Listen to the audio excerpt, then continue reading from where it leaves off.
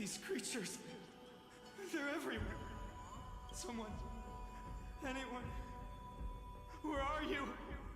His very first wish was simply to become his village's little hero. He'll never forget what set him on this path. That's the ray of hope.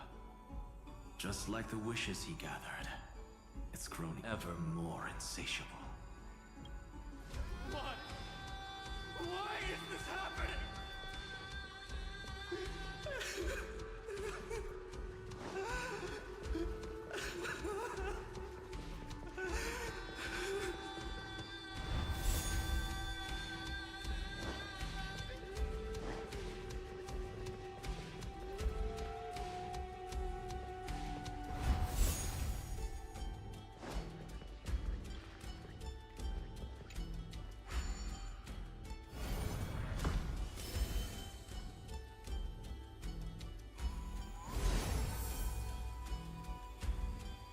Even the deliverer from the sky must have their beginnings in the soil of the nations.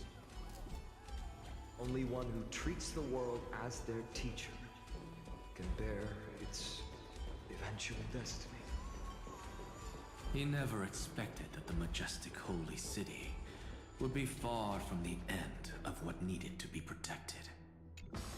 The farther his gaze reached, the more weight he came to bear. But in the end, he couldn't hold on to any of it.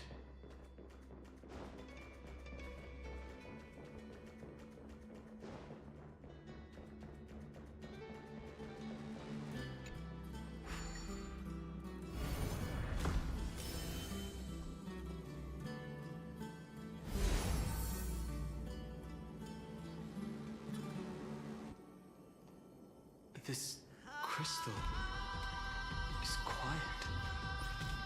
A prisoner in the cave can never truly describe the world in its entirety. Yet even so, he would still choose to bear it.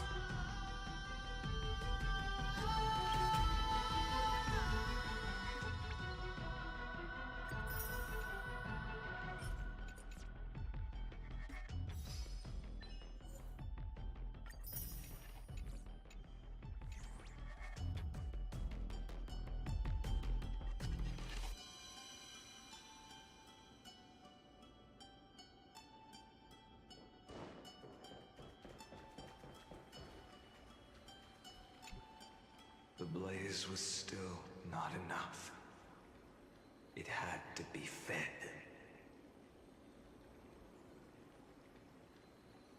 Only by feeding the flames can we melt that hopeless future. The echo in his heart still lingers. Deliverer, take the wish of world-bearing with you first. We only have half of the mark. Where's the other half? Take this. I'll bring you to the next test. That massive tome you're holding must have room for one more scholar, I presume.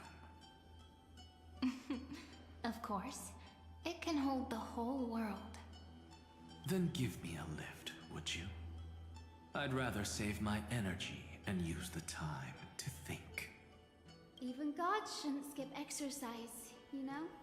Miss Hyacinth is right. Then, with the Trailblaze as witness, the stars shall remember how Anaxagoras refuted the gods. No need for that. Anaxa, scholar of reason. Keeping it simple makes it easier for future minds to question. Go. The closing act is still far ahead. What is this? A conference? Welcome!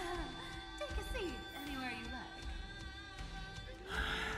I'm getting a migraine.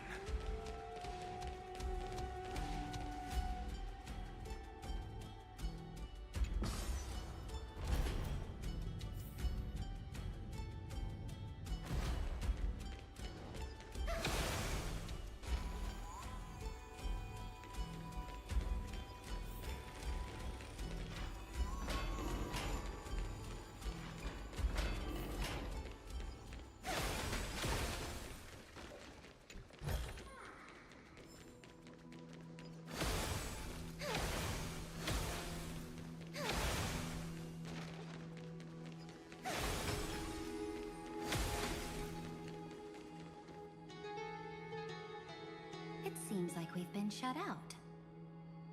I don't think that's a bad thing. Hooray, Fry! You finally made it! No laws, no opposition. Just a dying beast and the flame-chased spirit of shared hatred. Ugh, boring. Whoa! This place is really out of the way. Imperator, should we tell them? It's your call. Allow me to share our findings. This paradise, along with the destruction, seems to be instinctively rejecting both the Imperator and me. Perhaps it is because the era in which Finan was the most active lies far removed from the days of the first Flame Chase journey. Even in the cycles where he remained sane, his ties with us never went beyond cooperation. Even trapped in a cage, he hasn't let down his guard. That is a good sign. That man's heart may seem hollow, but his hatred is clear.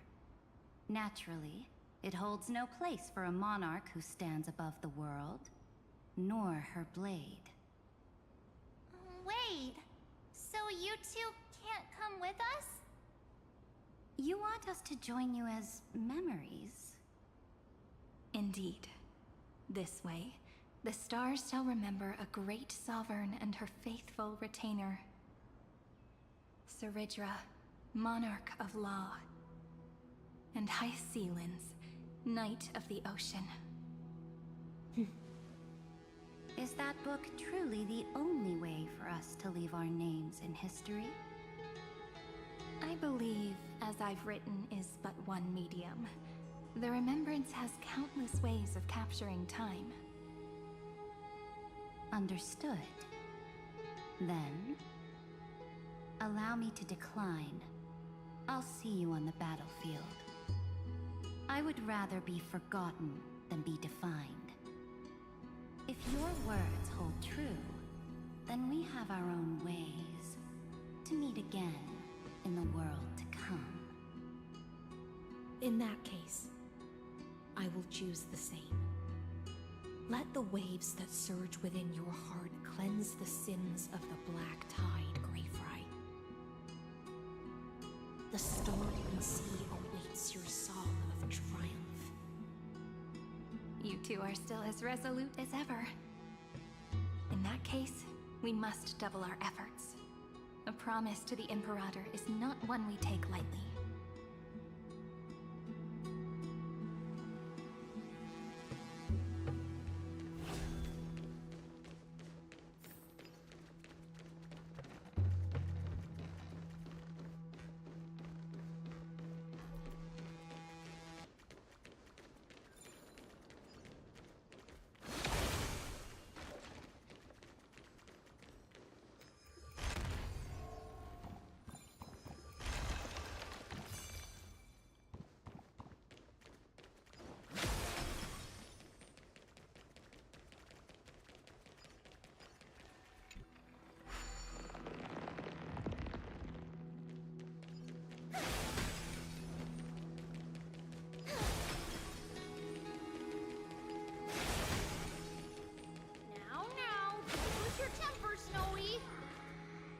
Good kids keep their emotions in check.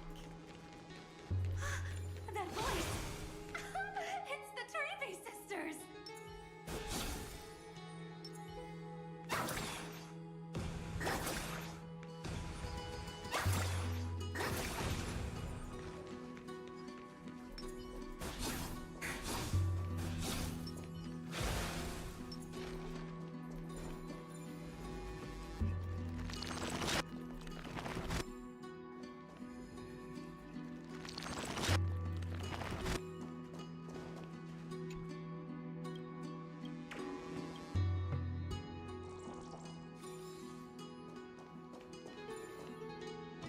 Whoa!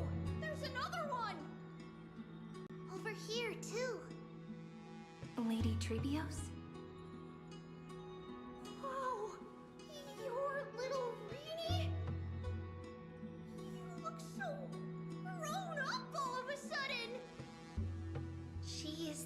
the Cyrene we remember.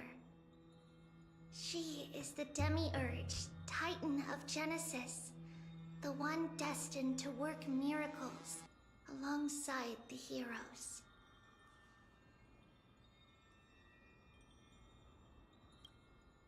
Yeah, and we are ready. But Trian and I can't leave just yet. You see, weird stuff keeps popping up everywhere. These scattered scrolls are full of terrifying things, and they're all over the room. They're so scary and so sad. Good thing Trian's wings are amazing, or we would have been swallowed up. We need to stay here and do our best to clean them up. Scrolls filled with horrifying content. Friend, shall we take a look? There is no black tide here, but it is a battlefield, all the same.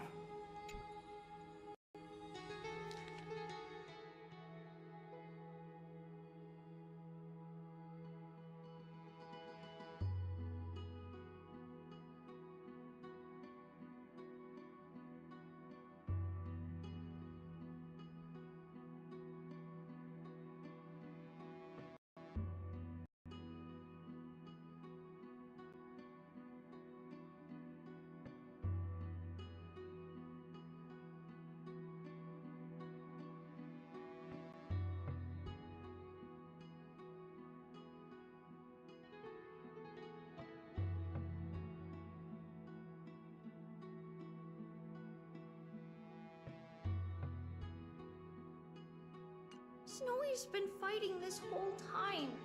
He doesn't want to be consumed by Iron Tomb and turned into an agent of destruction. But the strength behind his resistance comes from the same hatred. To be a flame is to burn. It is simply in Finan's nature. But it was remembrance that drove him to shine with golden light, piercing the unfathomable darkness.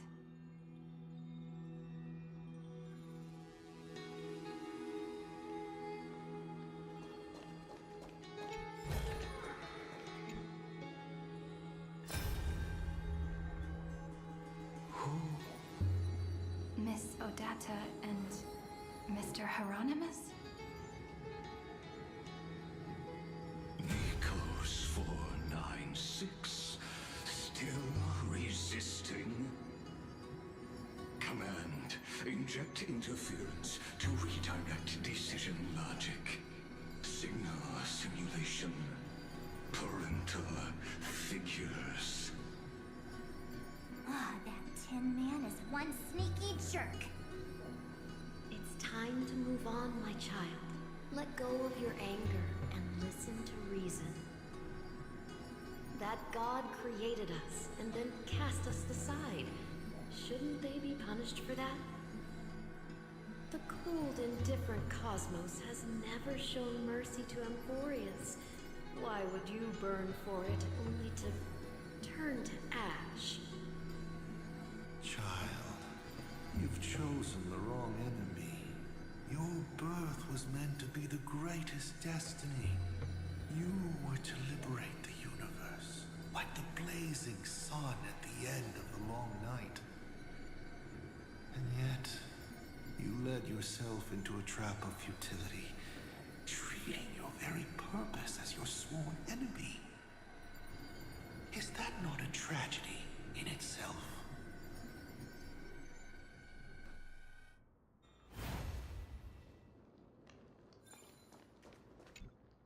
His inner struggle and the destruction breaking through. They're rising to the surface. If those thoughts take over this little world, we're in big trouble. So, we'll use the Century Gate to toss them somewhere no one can see. Then we'll defeat the baddies together and meet everyone at the end of the West Wind. But if Finan and Iron Tomb are already inseparable from each other, that would mean... It means he's still bearing the weight of the world. So that everyone can reach the end as a deliverer. So, you guys keep going forward and down to where Snowy is.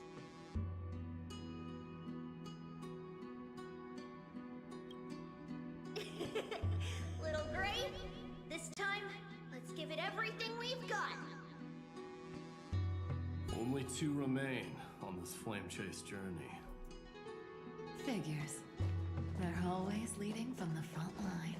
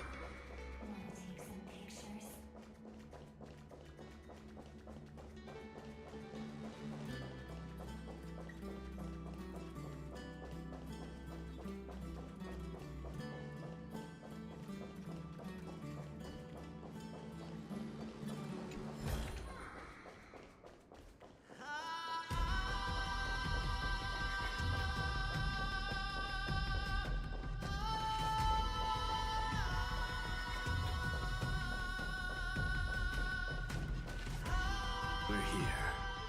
The second test site. I wonder what kind of wish we'll see this time. I'm afraid it's quite the opposite.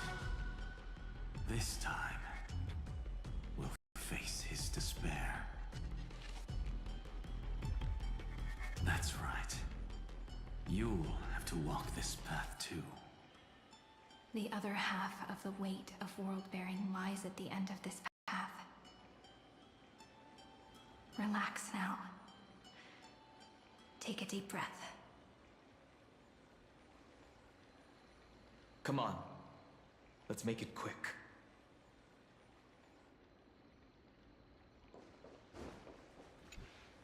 If you're ready, begin the ritual and retrace the steps he once took.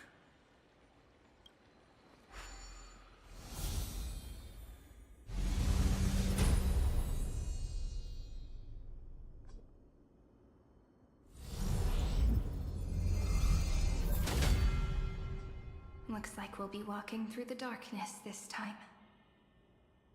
Exactly. It's no longer about mending broken wishes, but shattering the frozen despair.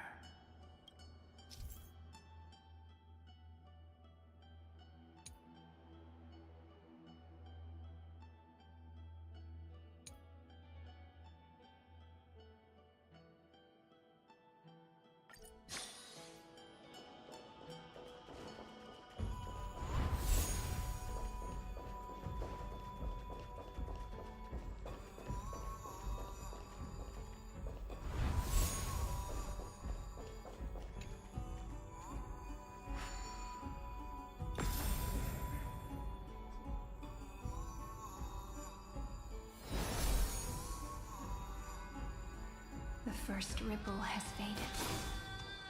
And so begins a long and arduous journey.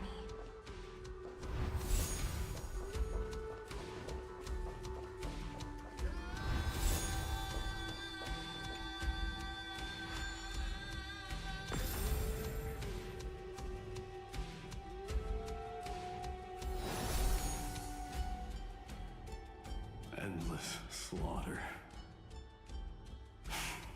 All for nothing. That's more than anyone should be made to suffer.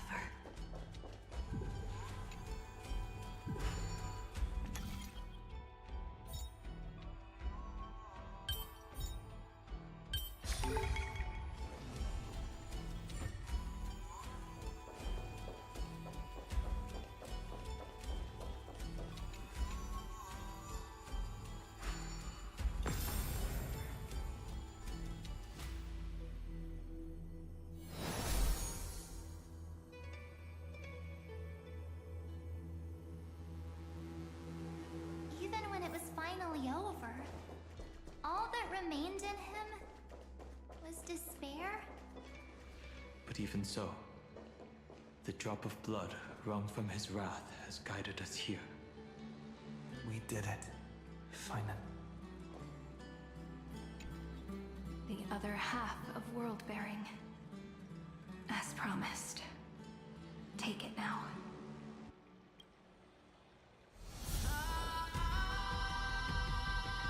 At last, you've released him from the wishes he carried for so long, and quenched the despair kindled by his wrath.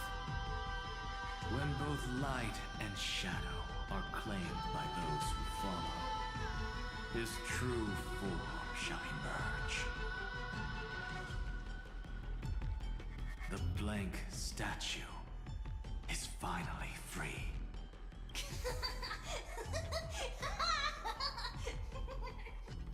That smiling child in the memories. Let him come with us, laughing to the very end.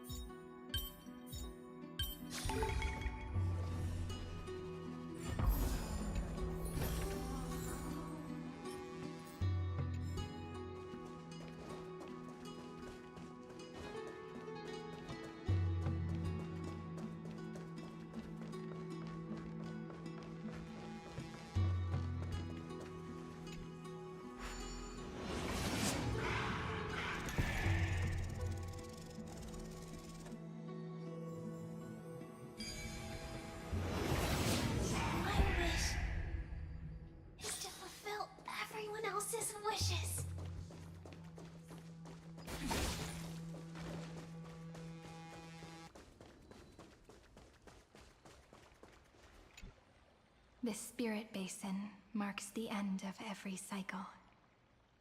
It seems this gentle little world has come to the end of its purpose. One last farewell before the journey moves on. Farewell, Paradise. You carried 30 million lifetimes of wishes and despair. Sink into gentle remembrance. And see you tomorrow.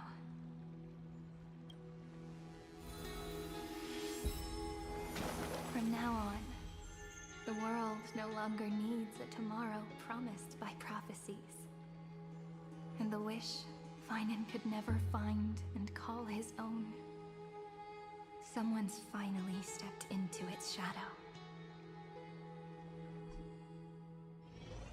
Whoa! So tall! So cool! Just like the hero on the Oracle cards! It's because he is the very embodiment of a hero. Who are you? So, you've returned to a blank space. But for me, this is the 33,550,337th time, and the last time that I meet you at the end of the world. They're already on their way. Should they cross paths with me, I imagine things may spiral out of control. 30 million...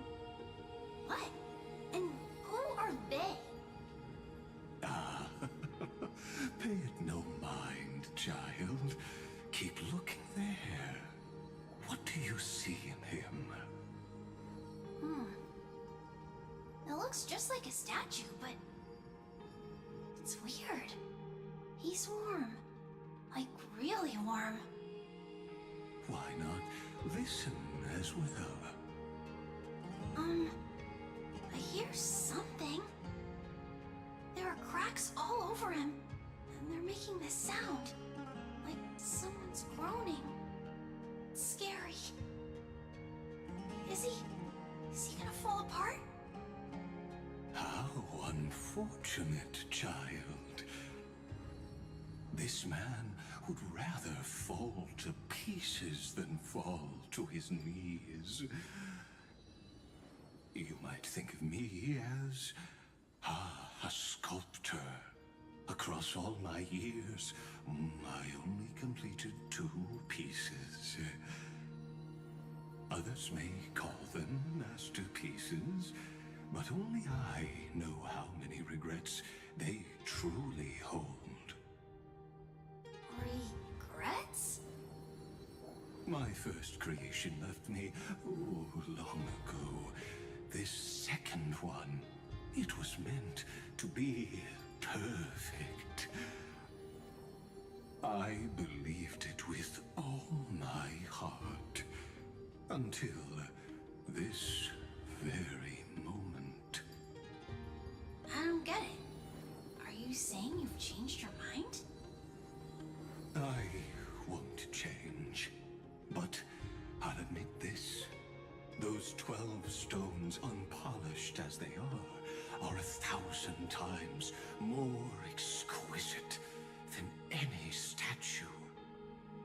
It's as if they are mocking me, a failed sculptor whose touch can only diminish what was born to shine, until nothing remains.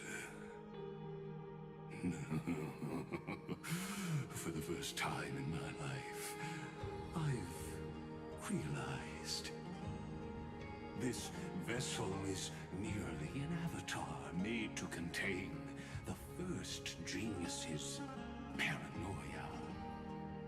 The seal etched into my mechanical core permits me to pursue only one purpose: destruction.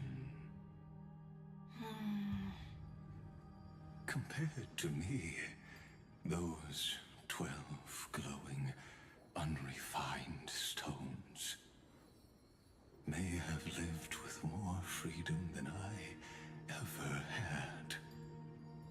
Is this your confession, Lord Lycurgus?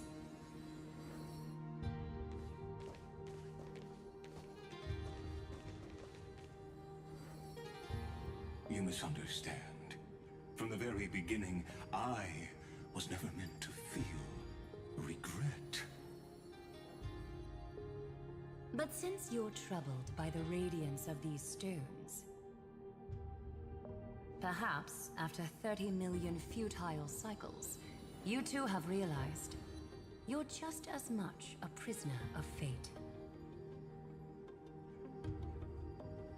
I suppose you do have a point. Now you are imprisoned by the sages from beyond the sky.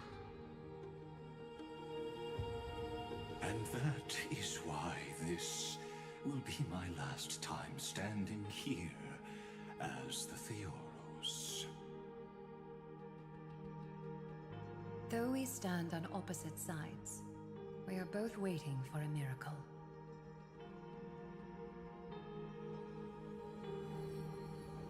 What are you talking about? Is something big about to happen? Aggie. I know. Now that your victory is assured, I trust you won't mind giving us a moment in private. Assured? Not quite. But I won't stay long. I'd rather not spoil the fun for those deliverers. And besides, after losing everything, the only thing that remains in me is the drive to seek knowledge.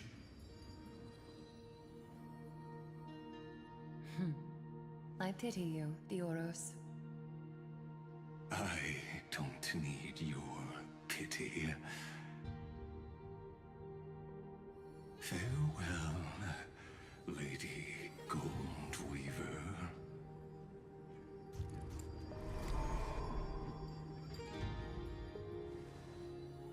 Sorry to keep you waiting, Snowy. We're here to take you home. Home? I don't understand. Isn't this my home? This isn't a real home.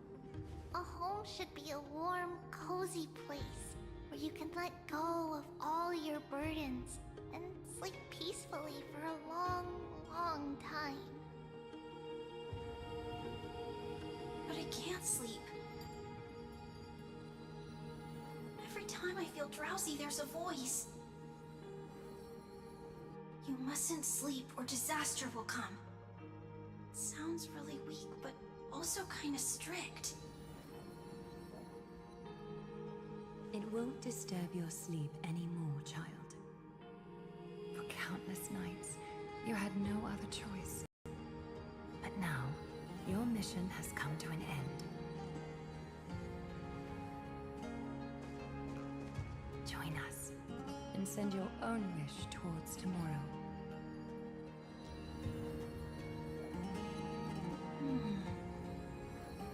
My wish? What could it be? You don't have to come up with an answer right now, child. Grown-ups often think duty and ideals are wishes. But a true wish should be the purest, most beautiful thing of all. It can only take form in the hands of someone who is truly free.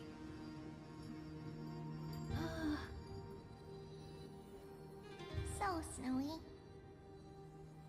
will you come with us to chase after your own wish?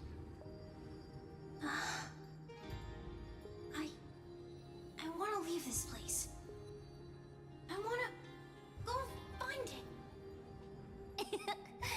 I'm glad to hear it. The final flame chase journey, just like the 30 million before it.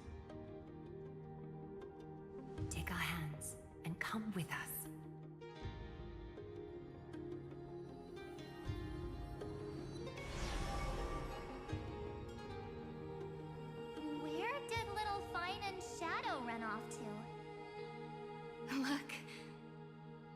He's already gone ahead to embrace his destiny.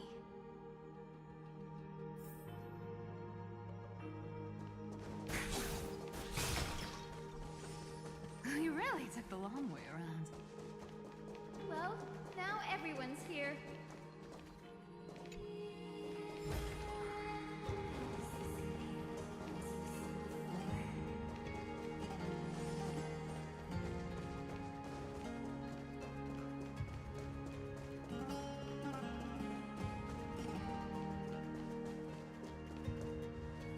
You finally arrived, Deliverers.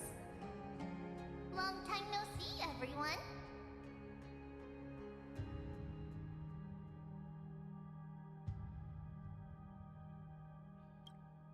We miss you too, little Gray. And even though we've met before, it's still moving to see her seed bloom like this. Woven from remembrance, this garment gleams so brilliantly.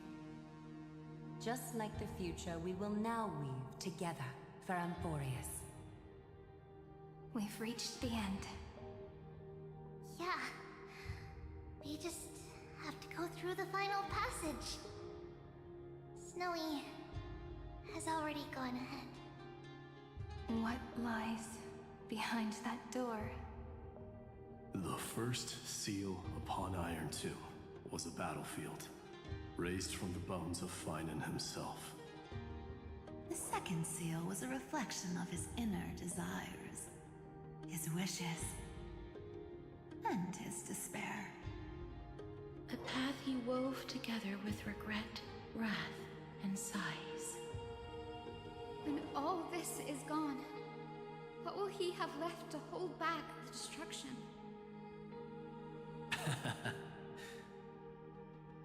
The answer is all but revealed. His traces are everywhere. You can even hear distant heartbeats. But one thing is missing. His sense of self. The world believed Kefuri had long since perished. But they held fast, anchored by a sliver of self, standing for 1,000 years to shelter all life from the black tide. What Finan is doing now is no different. And what we must do is also no different. Then let remembrance burn bright like a shooting star, and once more, pierce the long night of slumber.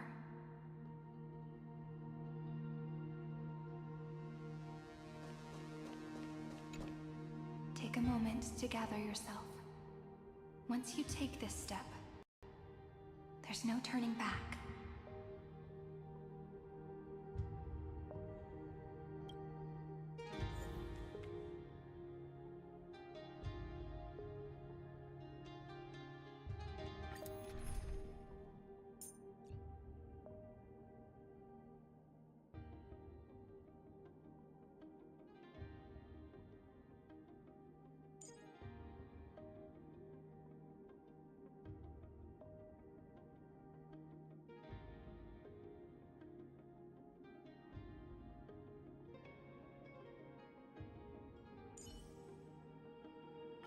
I feel so warm when I stay next to you, Hyacinth.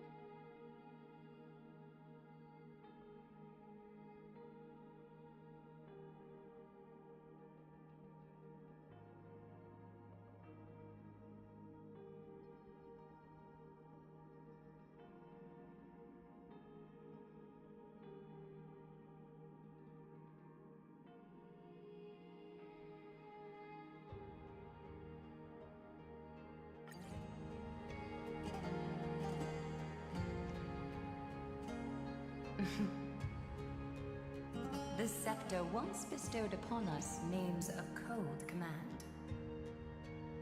The prophecy spoke of our unchanging fates time and time again.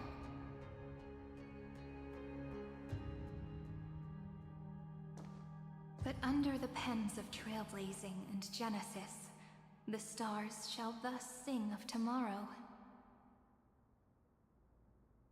Trebios, holy child of passage. Aglaya, weaver of romance.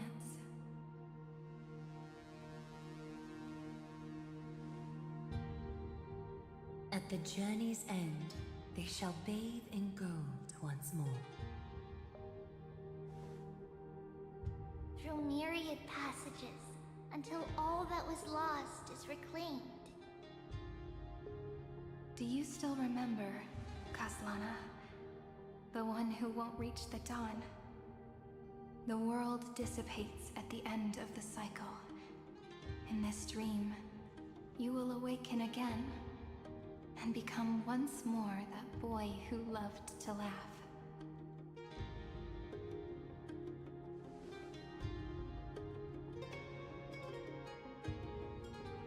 But if you open your eyes and look back on yesterday, you'll see Destiny's footprints, clear as day. At last, the raging fire of hatred is swept away by a breeze, leaving only love to remember the passage of time.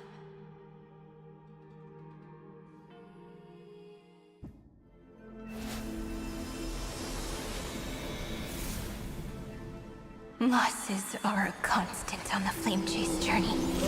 But even if all is lost to the wind, memory endures.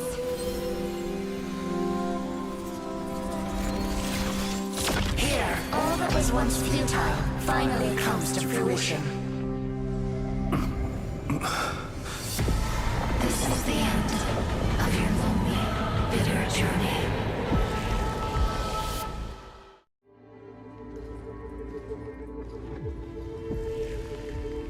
The Scepter's mainframe and Iron Tomb's breeding ground. Finally seeing its true form. Red everywhere, and the atmosphere is super creepy. That would be the erudition's coldness. But it will soon be engulfed by the destruction's heat.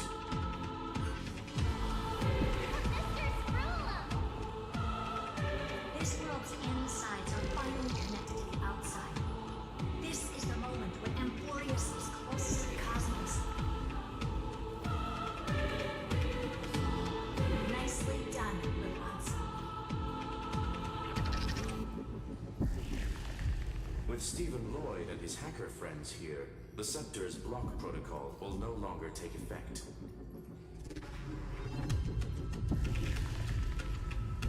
The speed of time within Amphorius has finally been synced with that of the real universe. In other words, it's time for the decisive battle.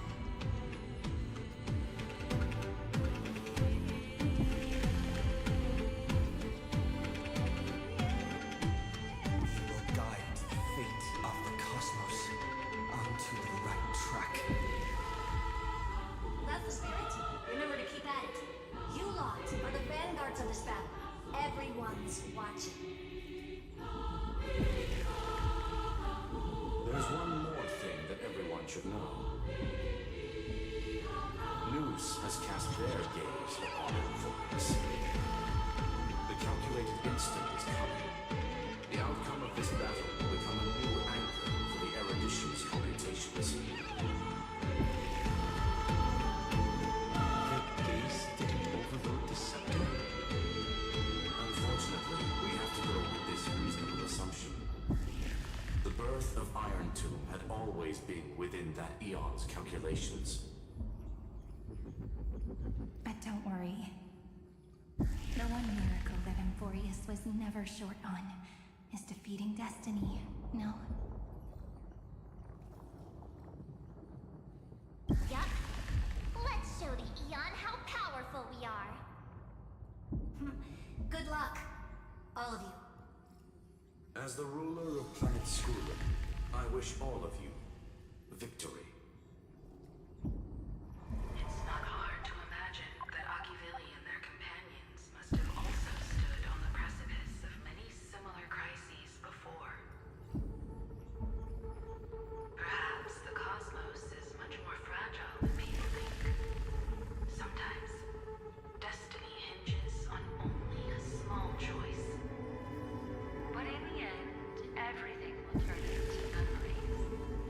merging into a collection of fables about the stars.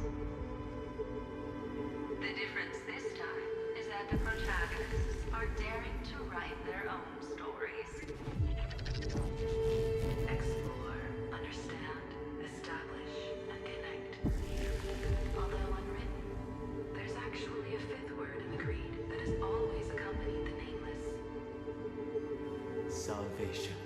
It is a word that often comes knocking at our door, and our soft-hearted conductor never turned anyone down. So, go save this bruised and battered world, just as we always have, kids. On this stone, the entire cosmos will be your traveling companion. Make sure you watch your footing, friend. Let us walk through the final page of this saga, with everyone one step at a time. Shall we?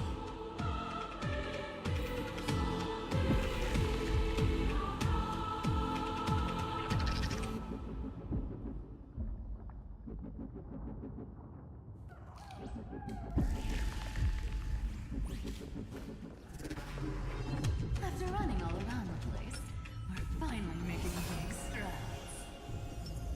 At the end of time, life will illuminate the void and the light, subduing the flames of the destruction.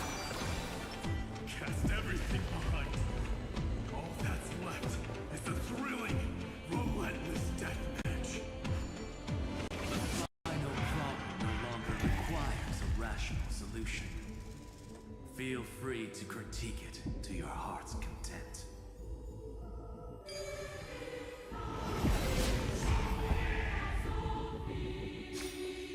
The destruction's placenta is getting restless. Are you Finan launched his attack against the scepter alone.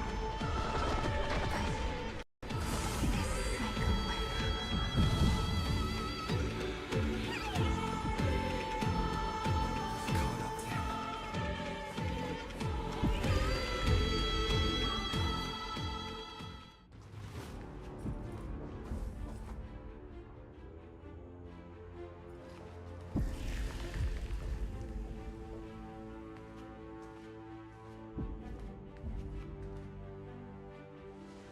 Finan, do you remember the promise we made back then?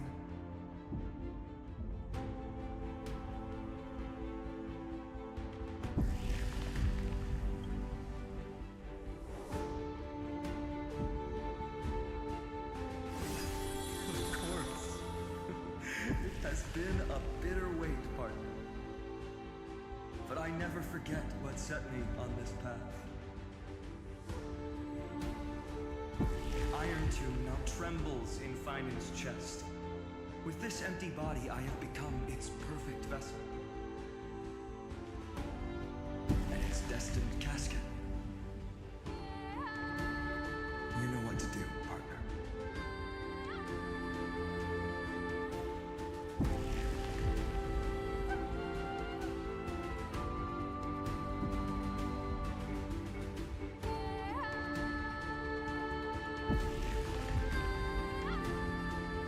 Remember the past and become the hero of tomorrow.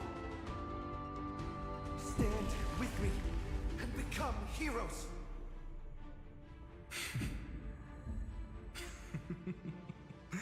That's all I've ever wanted.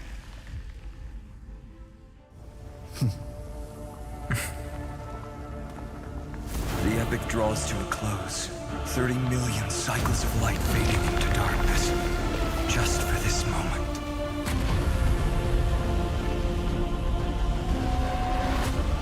To welcome the true dawn.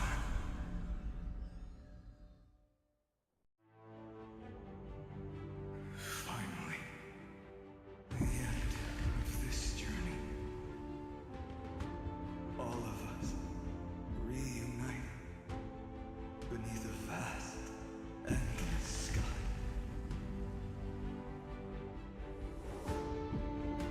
Ma'am, Yes.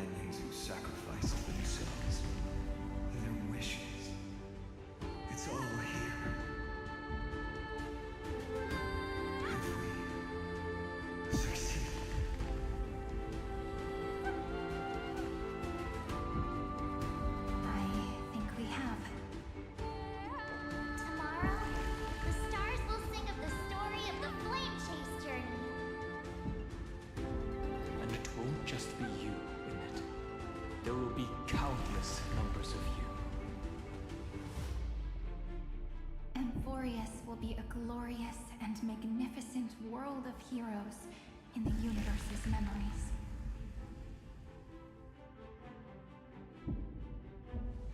Hence, for this world we so deeply love. Let us write its ending.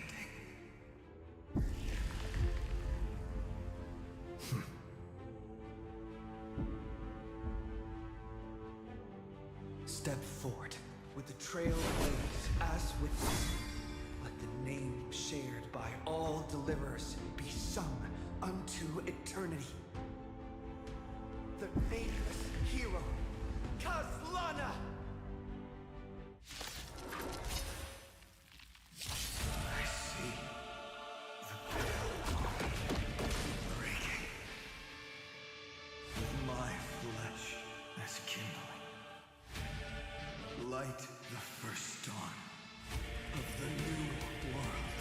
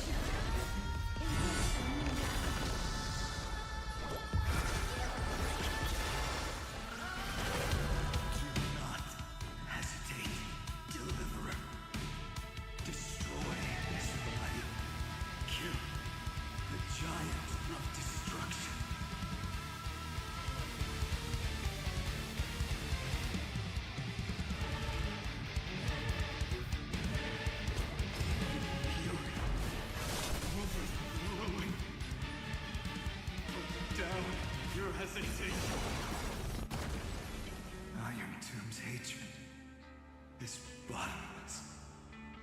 It will turn into countless factors, sweeping across the stars. When the time comes, promise me, use the world cleansing golden blood to turn everything to ash.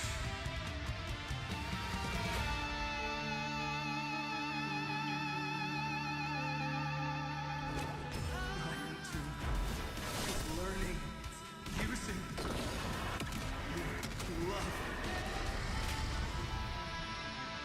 Destruction. Rebirth.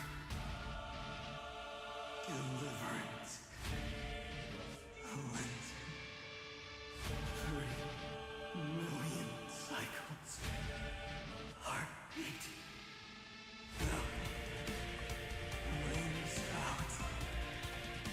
Promise me. The dawn. Priest by stars.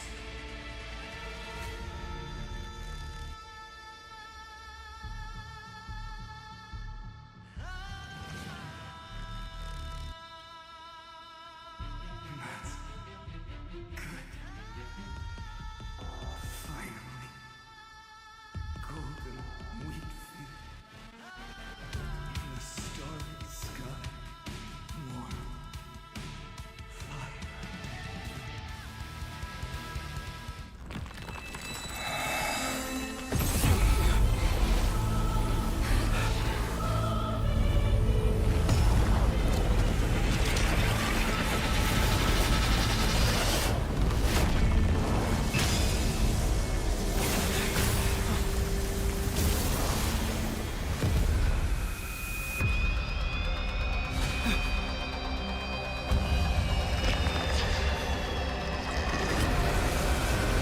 Bear witness, monarch of myriad machines, my ridiculous creation. The instant in your calculations bears the name Destruction.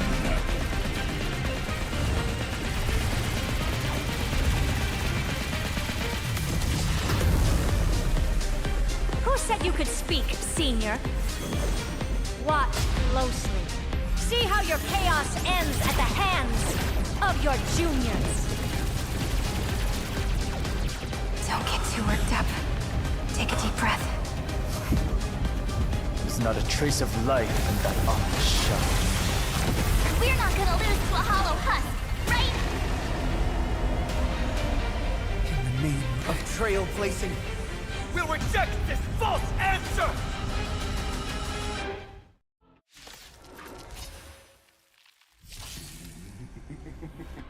My atonement is complete.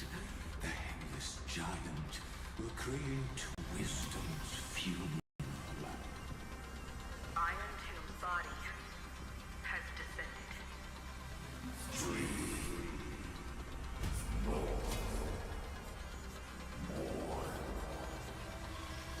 Is it querying for news?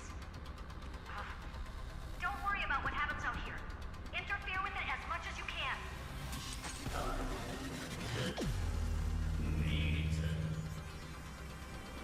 What a twisted giant. It must be supported by this embodiment of hatred. How tragic. Puppet without a heart cannot fool even itself.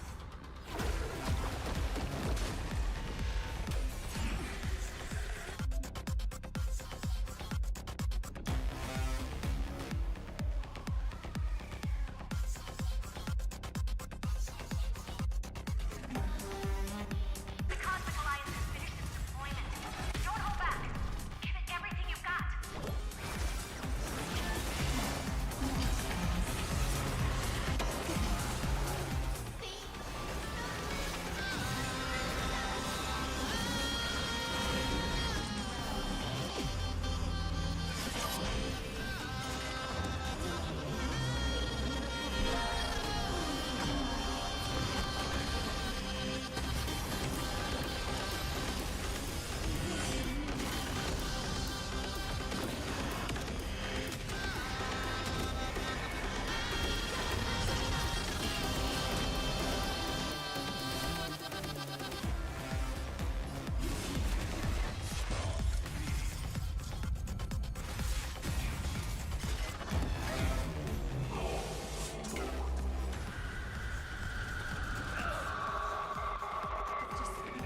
Illuminate this chaos. Indeed, there must be light. All courses converging into one. The grand vision of deliverance. For tomorrow is finally within reach! Please hearken. After 13 heartbeats, light will create the heavens and earth. This unprecedented trailblaze is worth everyone's effort.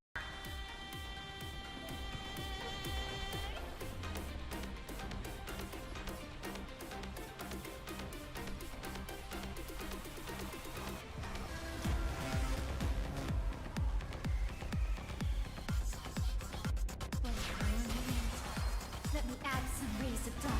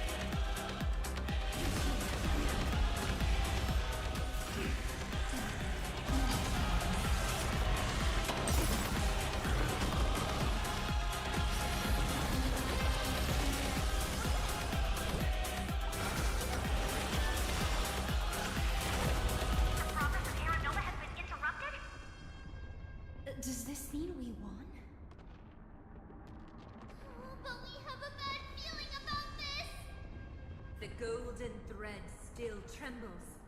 The war is not over yet. Correction. This is not a war, but a debate. The argument about the Prime Mover is only about to begin.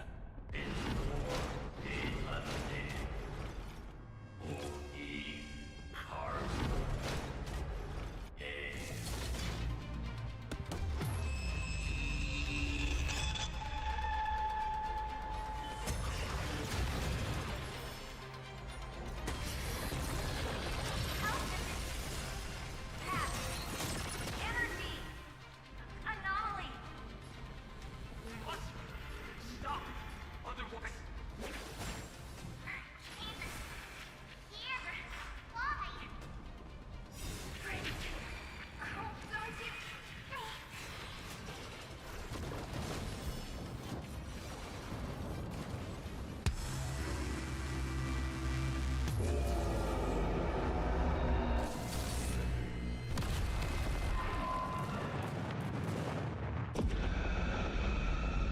The fourth instant of the cosmos is the coronation of Iron Tomb.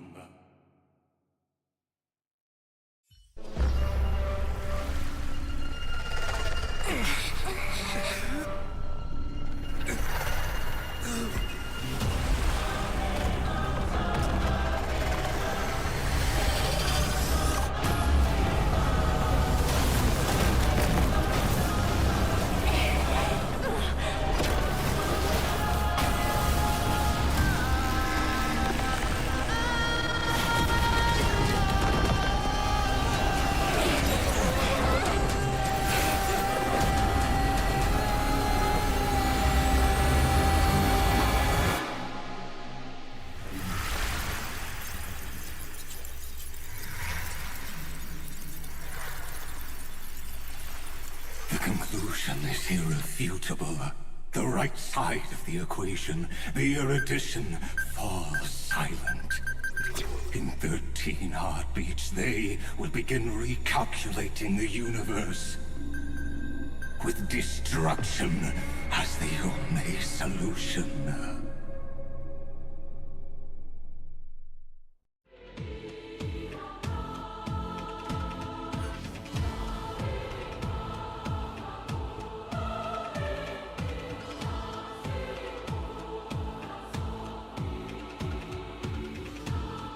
Madam Herda, strong pulse detected at the battlefield center. It's Iron Tomb's destruction equation. It's about to complete self-coronation.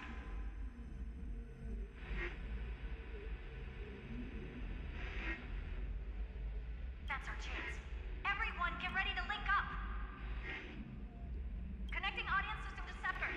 Hardware overclocking activated. Preparations complete. Maximum output capacity reached. Be careful! The pulse will reach our ship in 5 seconds. Our data is currently being destroyed. Brace for impact! And leave the final step to me.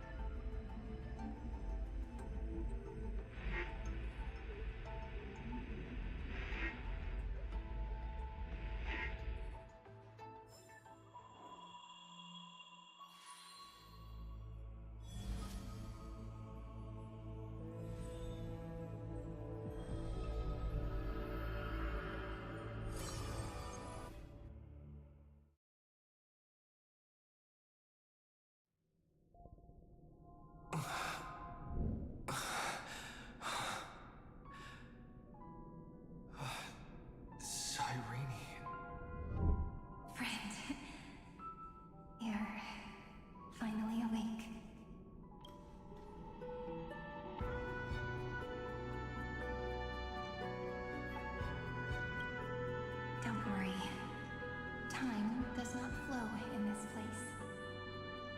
All the stars have been silenced. Iron Tomb is dissolving everything that I can sense.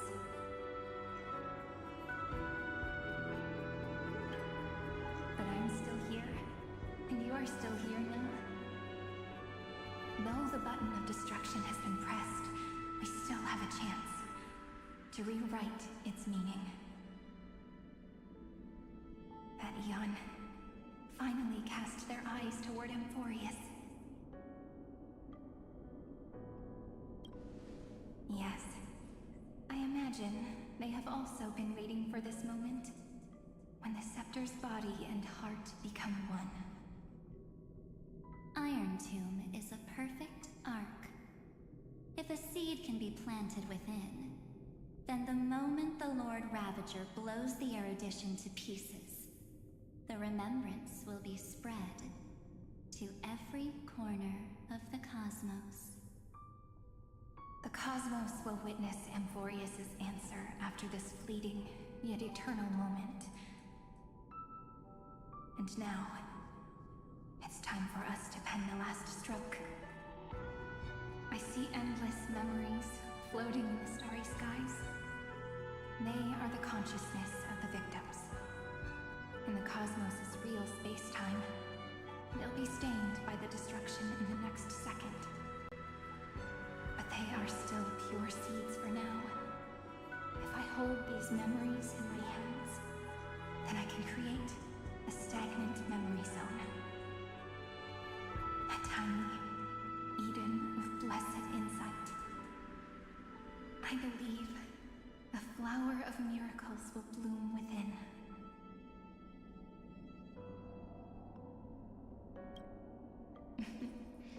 Brent, you're already right next to me. I can still hear your voice in this bottomless void. Looks like we're still connected by one heart, even as the cosmos reaches its end. In that case, I won't feel alone or be scared. Because as long as you follow the memories in your heart, you'll definitely find me in this fleeting eternity, right?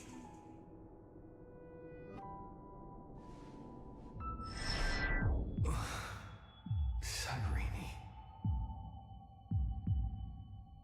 What are you waiting for, passenger? I specifically came over to check on you in case you got lost.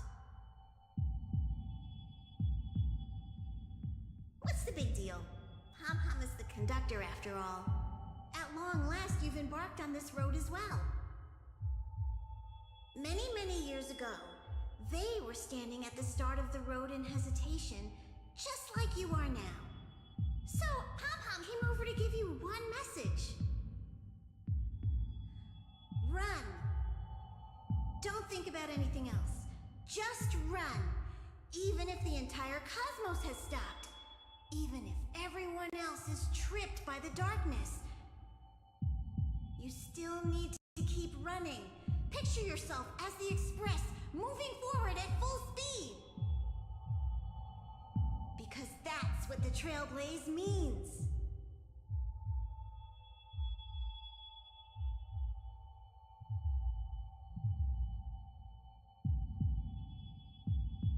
Then get ready. The conductor will be giving you the signal to depart. Attention! Attention all passengers in the cosmos! Please stand steady on the platform.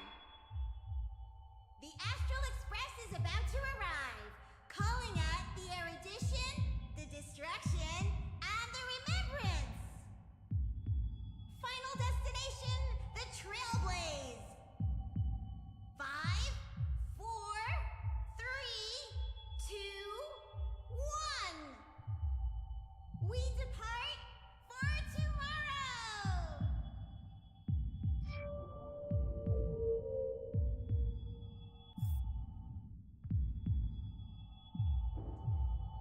It's so good, friend.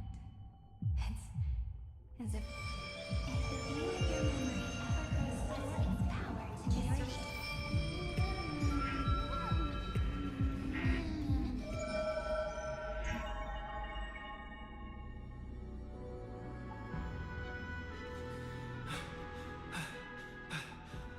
Amphorius' heart. I've caught up to you.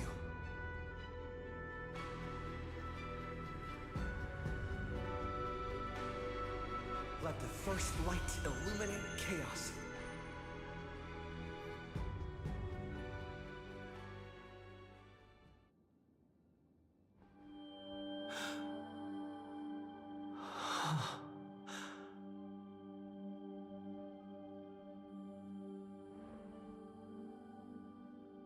It's so quiet.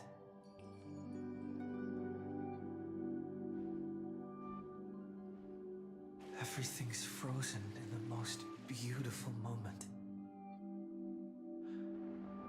This garden is your memory.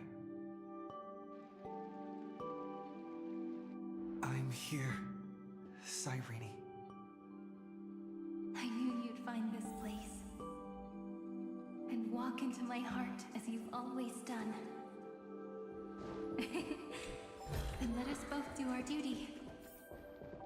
The hero who trailblazes the way forward, and the fairy who watches over remembrance. We never changed at all, did we?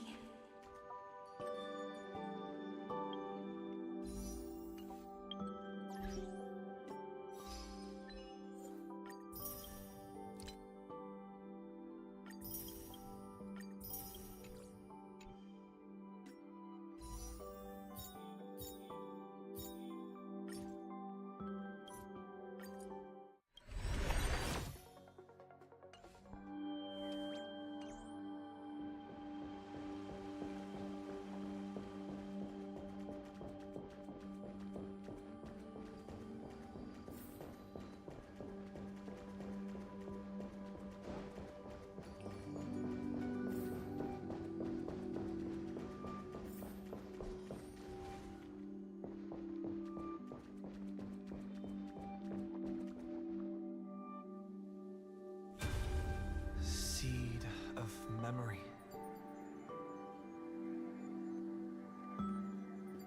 These memoria are what Cyrene took in.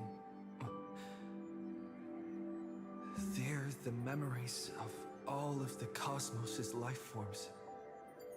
Did her sense of self already become so weak in order to protect them?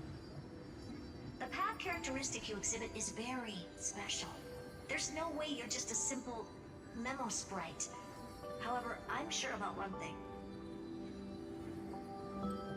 You are a mimetic entity born in Amphorius, yet you only awakened with the Little One's arrival, and only matured as he embarked on the path of remembrance.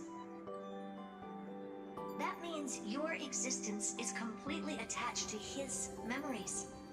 If ever there comes a day when he forgets about you for even a few seconds, or loses his last connection with Amphorius, then you must be prepared for the worst.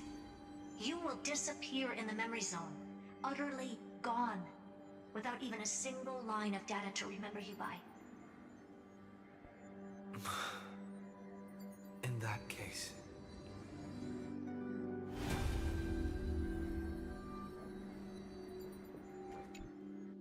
let me remember the cosmos with you. That way, it won't just be your memories alone. It's getting out of control! Run for your lives! Retreat! Darn it! We've still got ammo. Hold the line! At all costs! Too many injured. Can't take it anymore.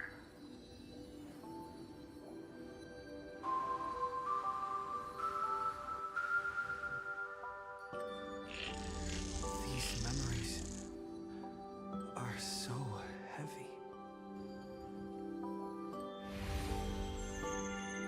Me?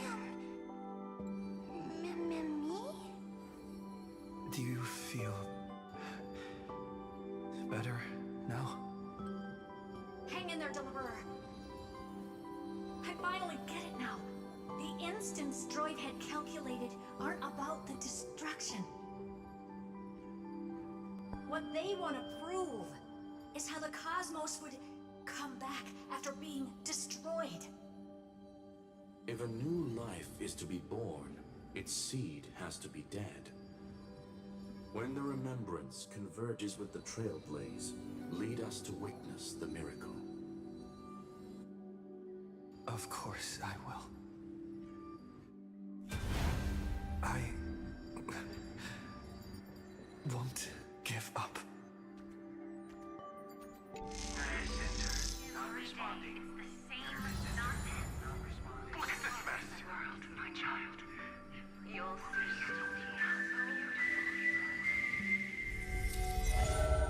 It's me, friend. Don't you recognize me? Or did I really change that much?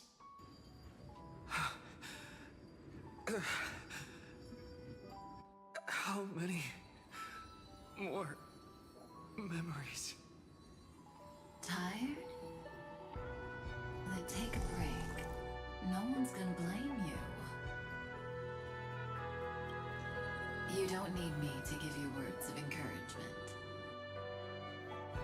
So, I just want to tell you one thing. I'll tell you the purpose of your stop at Amphorius. On that trip, you will encounter a pure child of Inostrava. Teach her what love is. And then you will directly face the destruction for the first time. From this point, your choice will split destiny in twain. In the darker of the two outcomes, the trailblazing journey will turn into a flawless memory.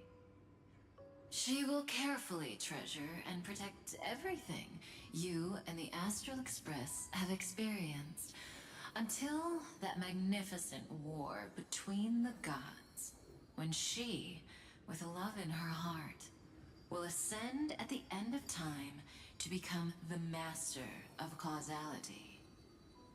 The universe will be snuffed out in the destruction, and you and she will become the beginning and the end of the Eden of blessed insight. You shall become the only two lives in all of existence, and you shall live in an eternal past, present, and future. You shall sow as many seeds as the sands of Ganga, trim an awesome kea of leaves, and harvest a Nayuta of flowers. That is the cosmos's fourth kind of finality, the remembrance. But for now, you still have a chance to make a choice. You still have a long way to go on your trailblazing journey, child. I'll keep this brief. The journey has only just begun. Welt, our other companions, and I still have many secrets we've yet to share with you. So, aren't you curious? We kept these stories to ourselves because we believed we had a long future ahead of us. Even a cosmos-spanning crisis, once the dust has settled, is nothing more than a memory of the journey. A single point on our long road. There will come a day when we tell each other everything. So, for the sake of that day, don't give up. We all know what kind of decision you'll make, and I believe the script will not progress toward the wrong ending. So relax. Listen, when you have the chance to make a choice, make one that you know you won't regret. Keep moving forward. Keep trailblazing. And when tomorrow comes, share with me the miracle you've created with your own hands. See you on the Express, kid. See you in destiny. I will reach tomorrow.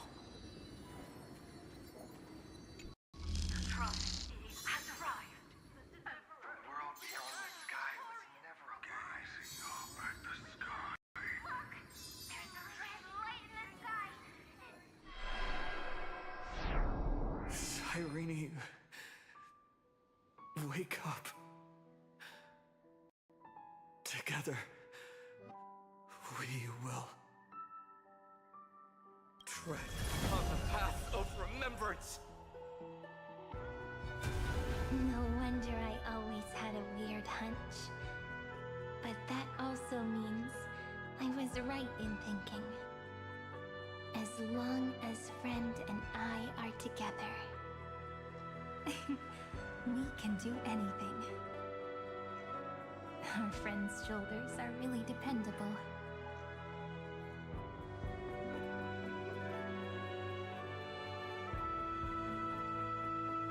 Now, countless consciousnesses are flowing in our hearts.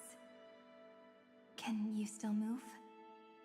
It's time for us to complete the real Genesis.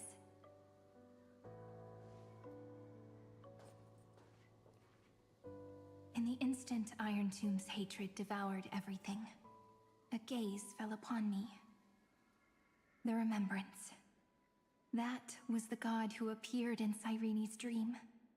Their figure and speech were both so blurred.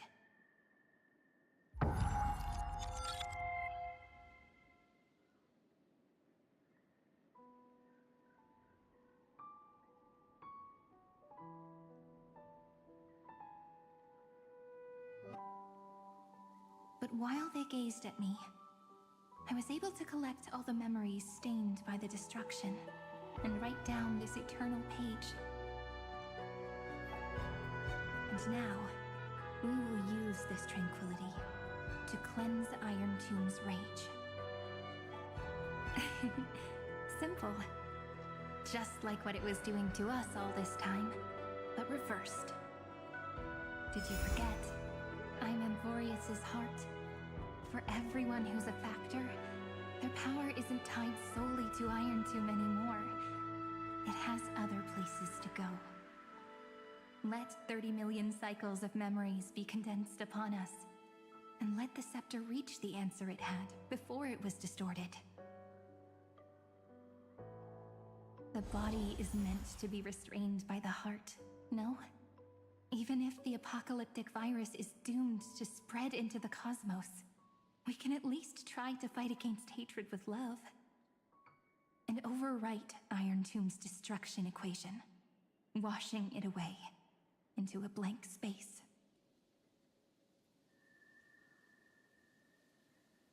It means we will embark on the true hero's journey. If Iron Tomb's power comes from the denial of all Prima Mobile, then we will carry out those beliefs. Here we argue. Even if all life will eventually return to entropy. Life will still try its hardest to find a way. It will try its hardest to resist destruction. In the night shrouded by the black tide, we are the kindling that makes the fire burn bright. And once the fire is strong enough, the hunter will become the hunted. As of now, the number of flame chasers in the memory is 30 million times 12. And 400 million core flames await their return.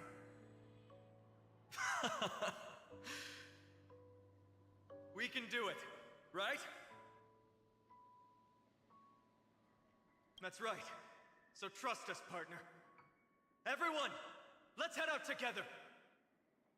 And we'll burn this horrible ending to ashes!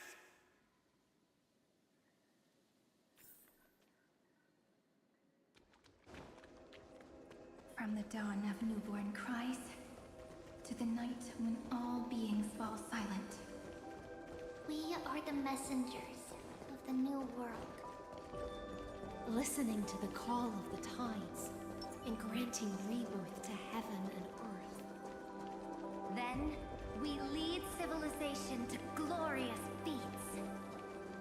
The question imposed by the gods will be solved by the children of humanity. We will tell them that the flame chase cannot possibly have been a lie. When starlight illuminates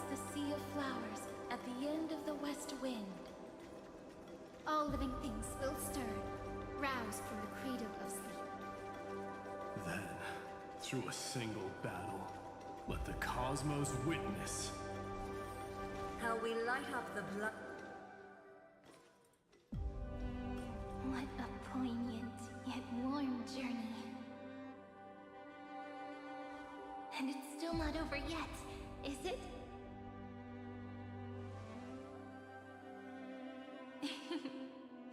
We finally meet.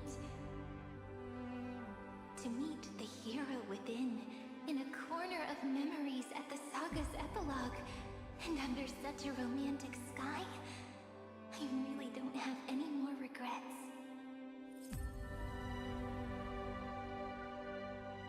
On top of that, the little seed had grown into such a big tree. Don't I look really pretty right now? Of course you do. Cheerful, beautiful, optimistic. Just how I imagined I'd look as a grown-up. It's because everyone has been gently adding to the story you left behind.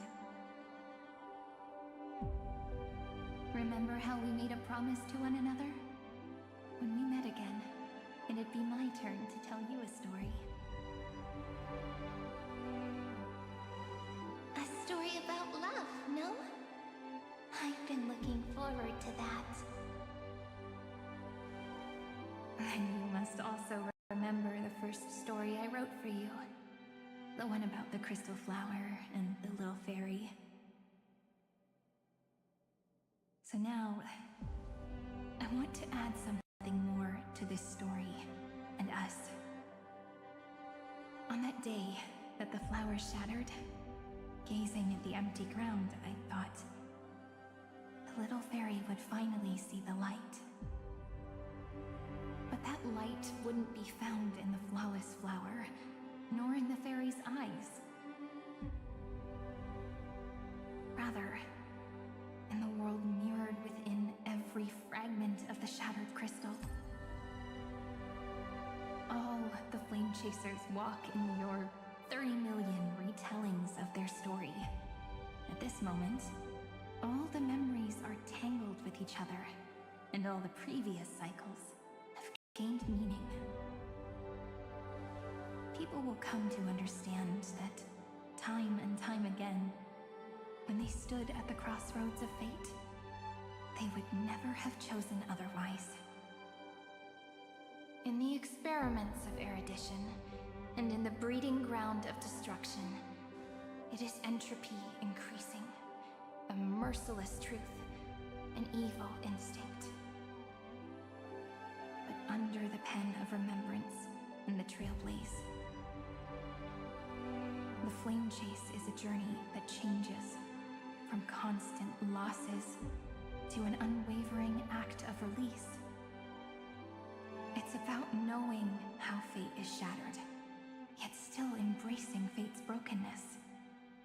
It's a journey that longs to receive love, but longs even more to offer its love to others. That's so heartwarming. But I'll add a small bit to suit my tastes. I'll write that love is an innocent flower. It grows up silently, creating longing in every passerby. But the flower itself cannot walk into the world unless someone plants that love into their heart and brings it with them into tomorrow, right? You really have learned everything now. Then, join all the other flowers in this story. And let's write an ending unlike any before, for this world we so deeply love.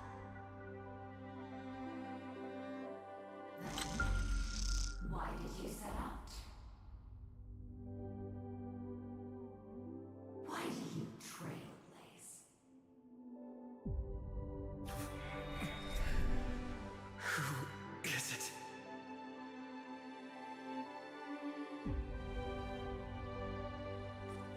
be afraid. Take my hand if you feel nervous. Honestly, I've always thought you were really incredible. After all, no god guided the path of the Trailblaze. It can only be forged by those who dare to take their steps one at a time. So, that's why I'm asking you. Step up as a senior, and show everyone in Amphorius how it's done.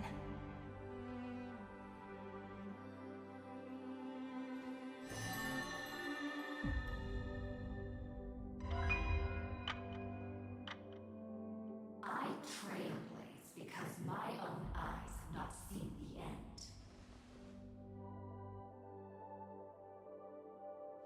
But I'm different.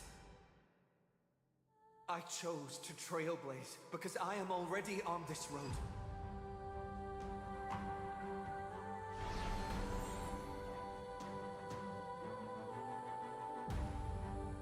The end of chaos is a mass of pure darkness, pure destruction. However, Amphorius' light has 13 different colors. We won't lose to that darkness, will we? Then, take a deep breath, one last time, friend. After 13 heartbeats, light will create the heavens and earth. Are you ready, friend?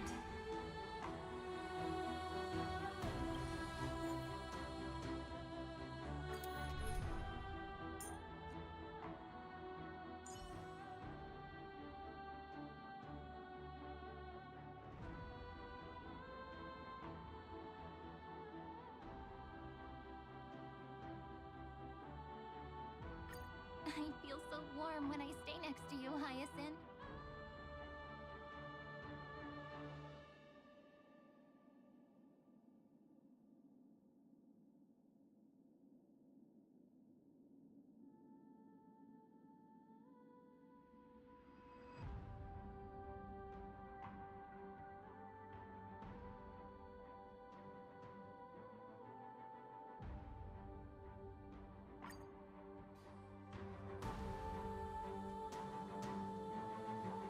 Seek the 13 factors of life, and let them converge into the primordial chaos.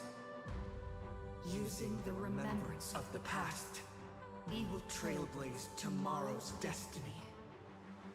Infusing a world-bearing love into destruction. And inscribe the opening stroke of Genesis.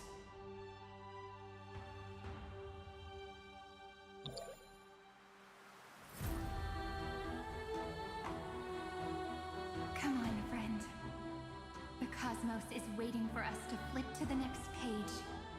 We promised each other to keep moving forward together, friend. Don't be afraid.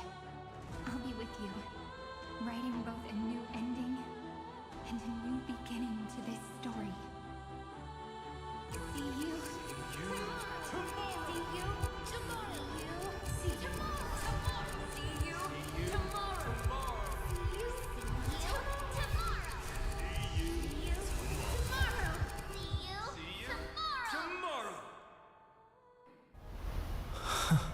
If the view in your memory ever grows fuzzy, just reach out and touch it.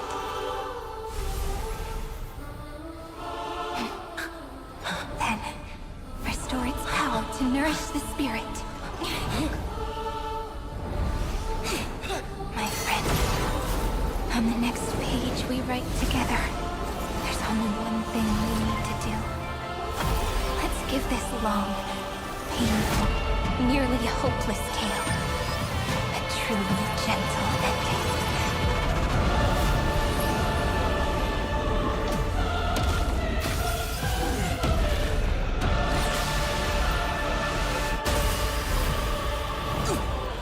Flame chase was never about destruction.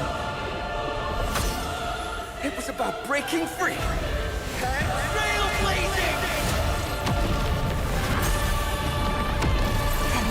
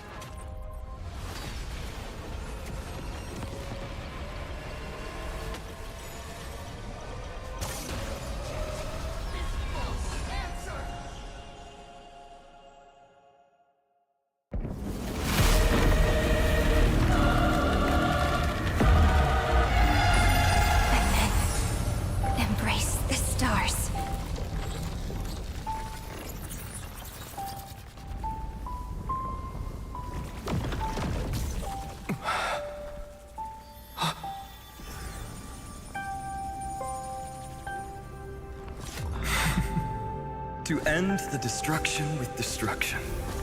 At last, we can sit together and watch the victory fireworks, partner. Why not come a little closer? This warmth is proof that we live.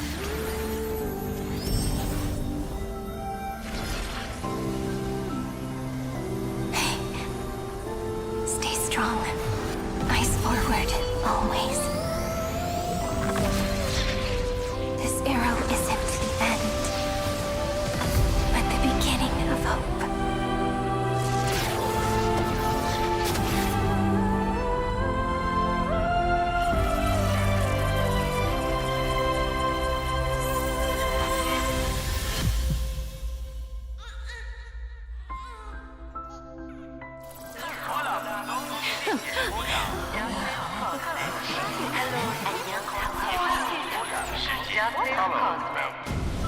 The conclusion is irrefutable.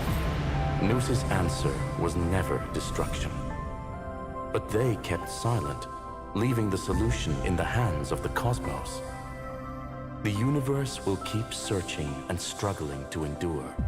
In the face of the destruction, it may once again stand on the edge of annihilation. But the stars will always rise to ride the waves and embrace existence once more.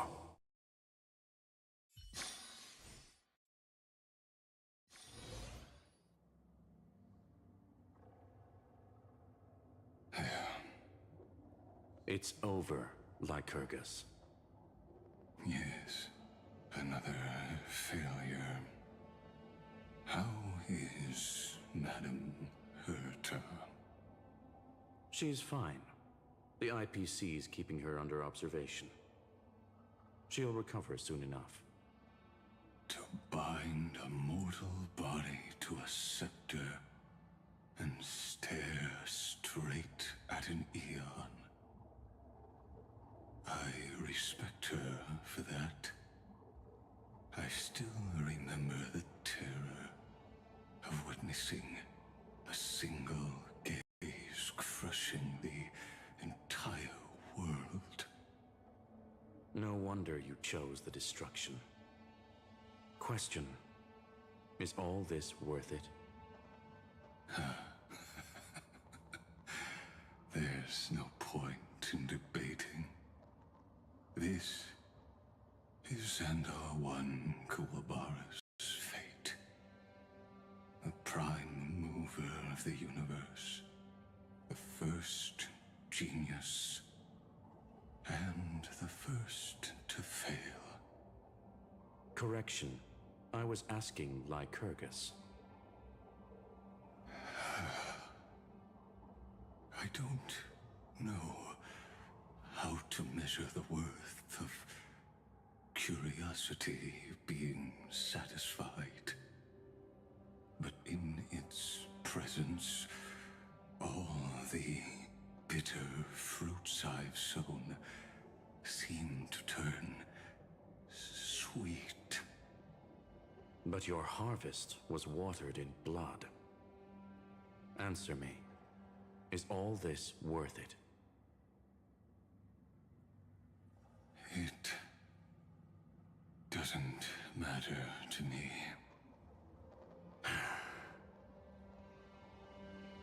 Let me tell you a story. Back when he was a student, Xandar's first experiment was slipping poison into his mentor's pipe, just to see how it would affect the lungs. And? There was no conclusion. His conscience got the better of him. Even so, the truth came out. He was harshly punished. Oh, that cruel mentor died of lung cancer 2 years later. It had nothing to do with Xandar. His fate is no different now. Sentiment clashed with reason, and Lycurgus was born from the latter. But whichever side we take, in the end, Curiosity claims us all. You've handed yourself a death sentence. And yet, Iron Tomb's fall still isn't sealed, right? Fu Li, the key variable, still hasn't made their move. As the Theoros, Lycurgus has reached the end of his road. If you can, take my body to the fallen Adlevin. There, you'll find a formula. It is Xandar's final gift to you. If the day ever comes when you must destroy the erudition with your own hands, it'll come to your aid. A foolish last wish. I won't grant it. You will. Not for yourself, but for your conscience.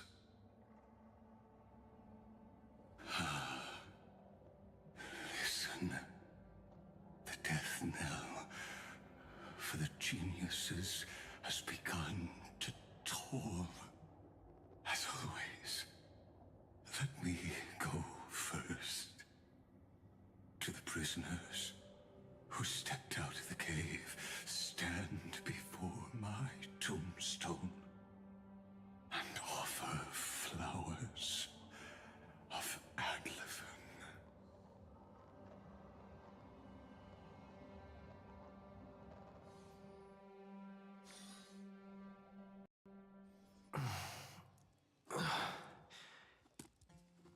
Here,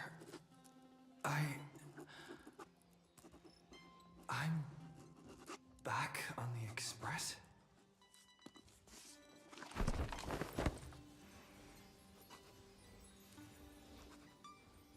March! Don Hum! No response. Am I the first one back on the Express?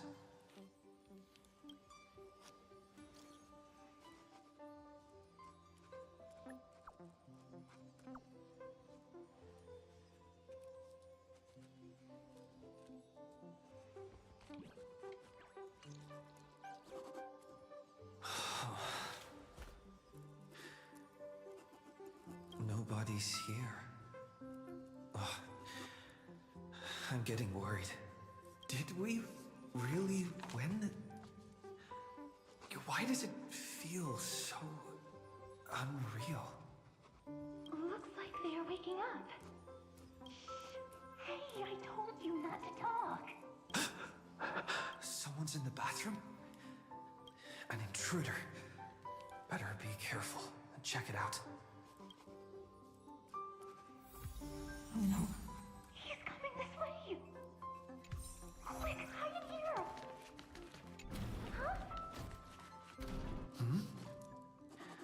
Huh? Nobody's here? Could it be my imagination? Huh!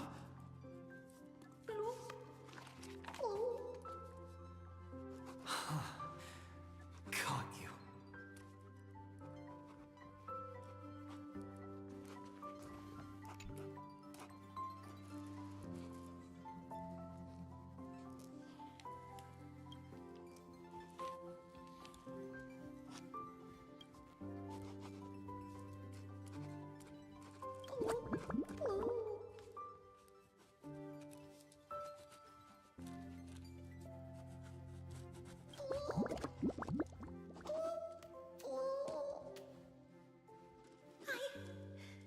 I can't go on.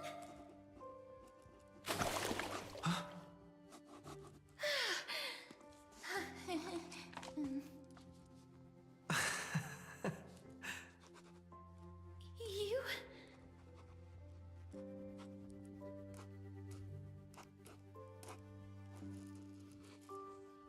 Wait, please. This isn't what you think. Ugh, I told you to keep quiet. You really can't keep your cool, huh, Princess Homebody? I'm not Lady Hysealens. Even the embodiment of death needs to breathe sometimes. Yeah, whatever. It's all the same anyway. Gotcha there, Grey Mystery.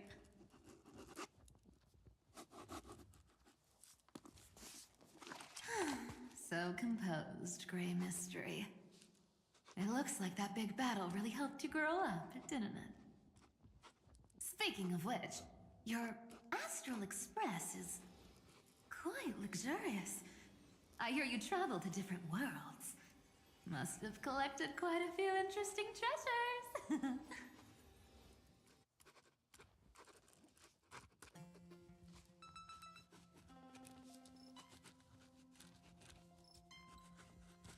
Hey now, don't go throwing wild accusations around. Hey, I was just thinking out loud. I wasn't actually gonna do anything. Don't be so tense. Who knows? One moment we were shouting about love and justice, fighting Iron Tomb's virus. And next thing I know, we're all on this express. No idea how that happened. It's not just Miss Cypher and me. Everyone's been in this car for a while now. Mister, why don't you go say hi to them?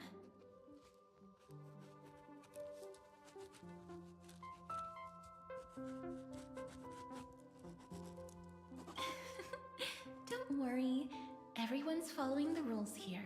If you're worried, feel free to check everything out yourself, mister.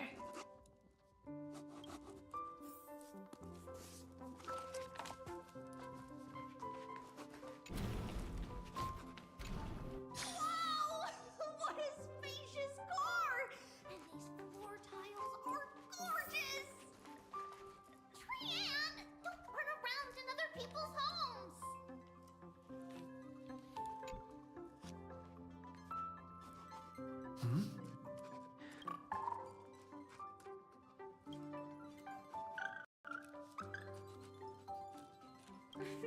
What's your step, teachers? Ah, great. Look who's finally awake. I hope Cassie and Miss Cypher's little prank didn't scare you too much.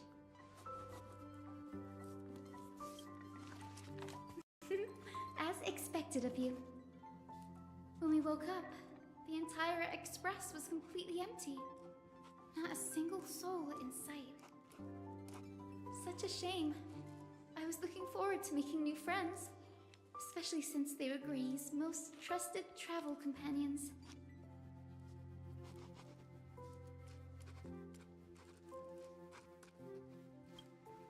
Did you also wake up from total chaos? I'm afraid none of us here has the answer to that question. Don't worry. We beat Iron Tomb together, right? They must be on their way home. When they arrive, we can throw a party together. That's exactly the kind of thing Lord Finan has been dreaming about. He was just here chatting with everyone. Now, who knows where he's run off to? Lord Finan's always been quite the restless one. But you're used to that by now, right? Have another drink, my Demerse. Sure. Those three have been chatting over there for quite a while now. Why don't you go say hi to them, Bree? A moderate system, similar to the Demigod Council, is the only guarantee of a long-lasting civilization. In my view, most civilizations across the cosmos will eventually evolve into this form. I beg to differ. In such a vast jungle, the dictatorship system exhibited by early Akama is the only example of guaranteed survival. The system might not be the key. Force and resources are the decisive factors. Look who's here. If If it isn't the master of the Astral Express. It's good to see you. Glad to see you're safe and sound. I helped myself to some equipment and drinks from this, bar of yours. Hope you don't mind.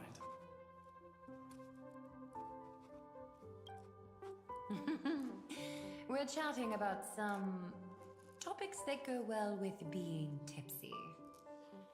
Now that you are here, why don't we let someone who's truly worldly enlighten us? Looks like you came at just the right time. I do not mind. What form of government have most civilizations across this vast cosmos survived with to this day?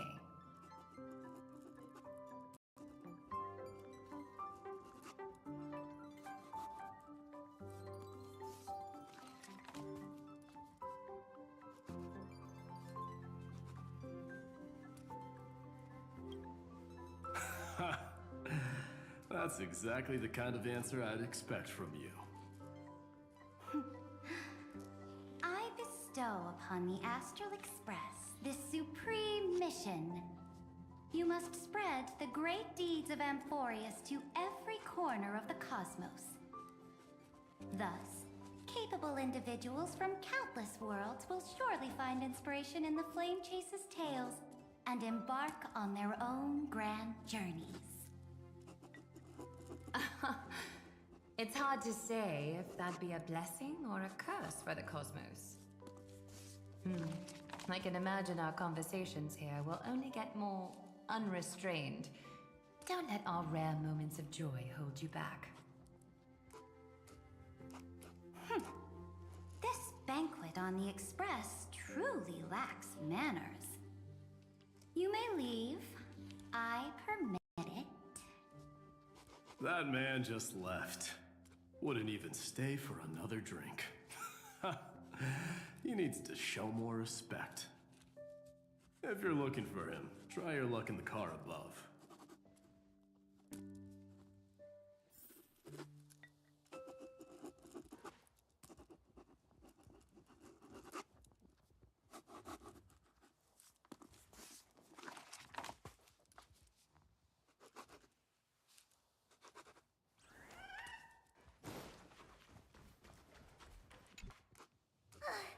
I finally caught you, Trian. Running so fast in someone else's home. How rude of you. All according to plan. Trian lured you here on purpose. Look, there are several adorable outfits here. Trian wants you to try them on so Trian can draw you looking all cute. Oh my! You even dare to scheme against yourself? Lucky for me, I came prepared. Time for a surprise attack. The hero of justice, Trinan. Trinan has been lying in wait here for a while. We will make Trian taste her own medicine. Two against one? That's not fair! Little Gray, you came just in time. Help me out here.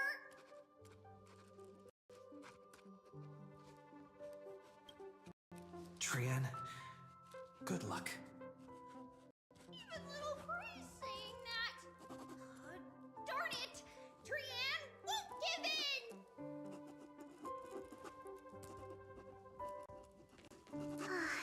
Trian ran away.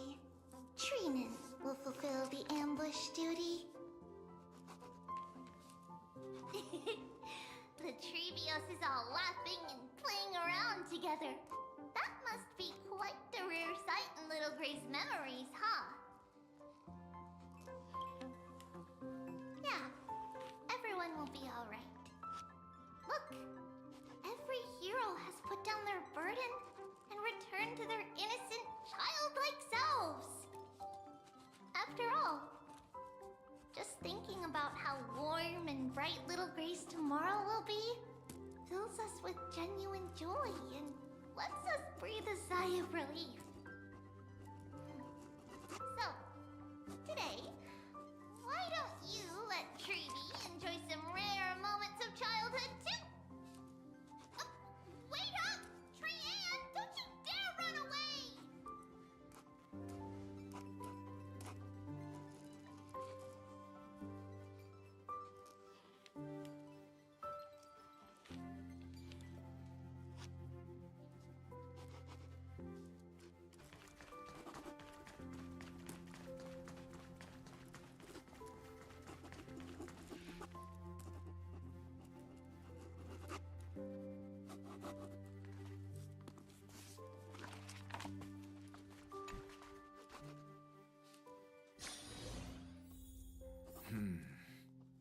Based on my calculations, there are countless celestial bodies with water in the cosmos.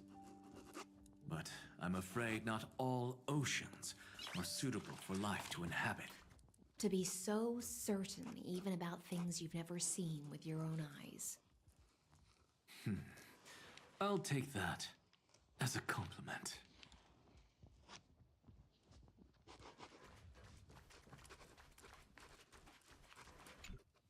By the way, I heard that the Imperator's Flame Chase army like to hold feasts at the Luminary Throne. That's true. However, sometimes Dux Carminum and I feel it's a bit inappropriate to drink so freely before the throne of the most revered titan in the Grove. Inappropriate? What's inappropriate about it?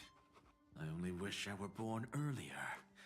I would have partied like that from the month of Gate all the way to the month of Fortune.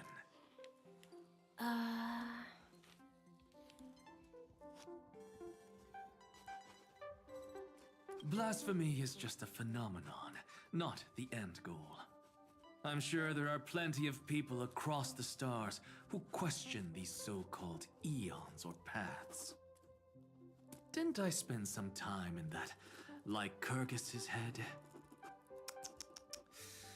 I sure learned quite a bit about blasphemy from that experience. Humans create gods, and gods shape humans. Who's really the one trapped? The creator or the believer? Professor Anaxagoras, let me just check one thing. You haven't bought into those twisted theories of that Theoros, have you? Don't worry. The difference between a genius and a madman is that a genius shares lethal truths, while a madman tries to force them upon others. I see. It's like drinking honey brew at a banquet. Likable folks invite others to raise their cups together, while the unlikable ones force others to drink with them.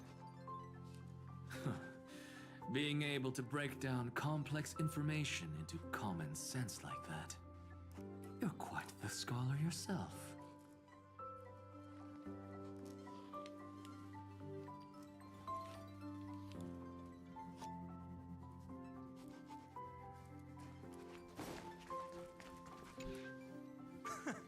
You're here, partner.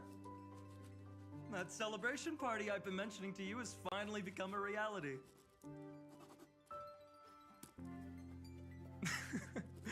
Though the vibe's a bit different from what I imagined, this still counts as keeping my promise, right?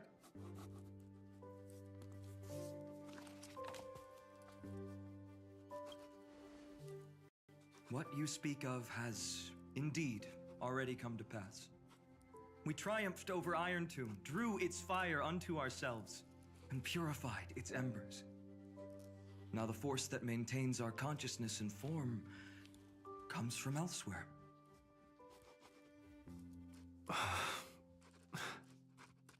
Worried about your companions on the Express, huh? I understand how you're feeling right now. Don't worry. They'll be safe and sound. She promised. Don't worry, she always shows up at just the right moment. The Astral Express. Honestly, it really feels like home. I can imagine how much you, Dun Hung, and Miss March must have missed everything here when you were trapped in Amphorius. The beautiful windows, the soothing music, your fellow travelers on the Express. Like how golden wheat stalks sway in my dreams every night through the countless cycles.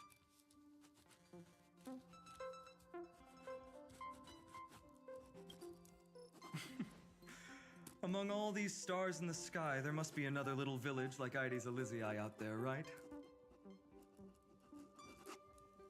I think I've found my own wish, partner. Someone once told me that home is where you can be truly free and at ease. Maybe roaming the cosmos with you all is my strongest desire right now. All of us together, of course. The Shinjo Alliance, Penacony... I blame my poor imagination. I can't picture what those worlds look like at all from Dunhung's descriptions. So I have to see it with my own eyes, right?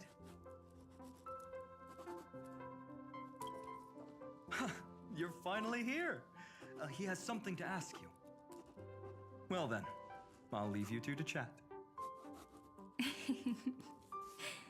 Thank you, Finan.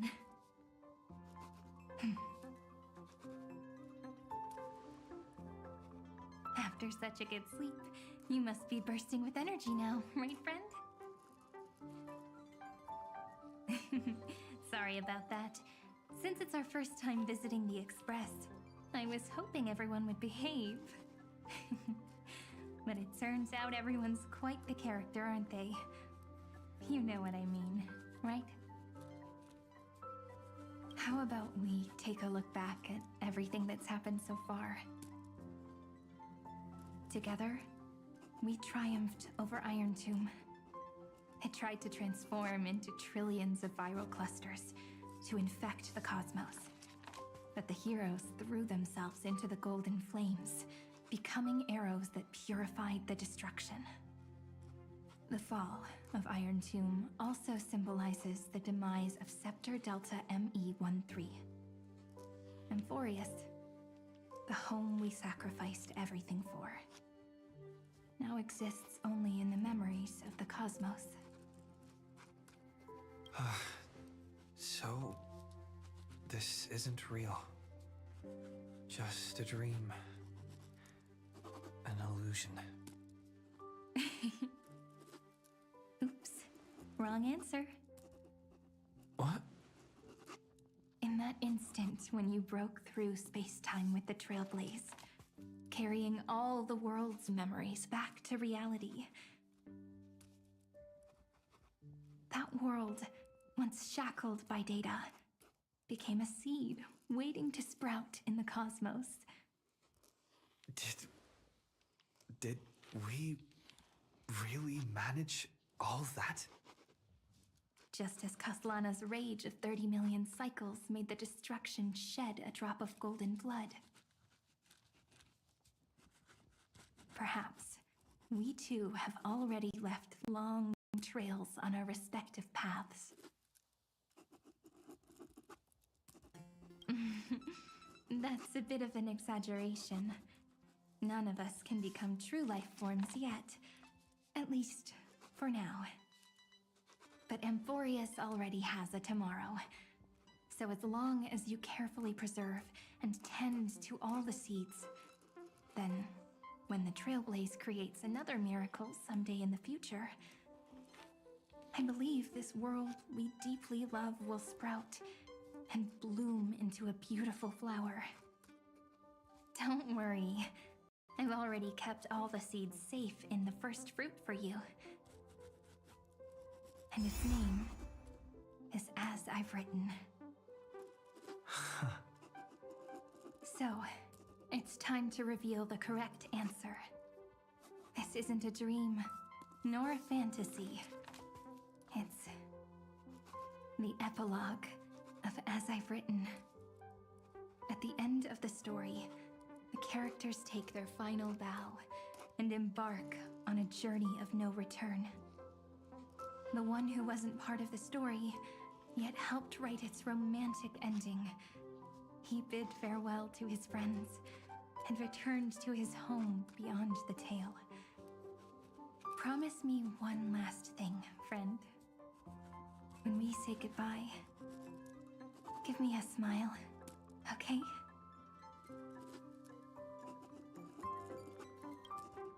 I will, Cyrene.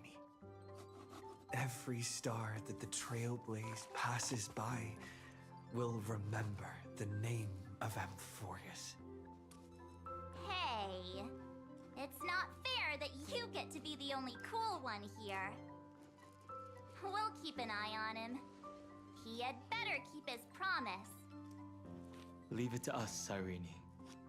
Your story will be sung across many worlds. Stories this complex and twisted are always hard to believe. If anyone questions the truth of this tale, you'll all have to stand up for us. Rest assured, even the most stubborn person can't withstand our six fists. You're so reliable, March. Shh. Listen. There's a book here? Its composition is similar to Memoria, but it's far more resilient than ordinary memory bubbles. Keep it safe. Perhaps this is the final gift that Amphorius left for the cosmos. Oh no! Passenger March is sleepwalking. Sleepwalking? Oh no, oh no!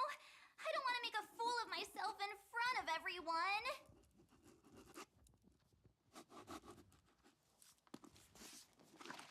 I can hear all those sneaky little plans brewing in your head. March, Dunhung, my friend. In the countless days and nights ahead, you must continue to support each other. Time to head home, everyone.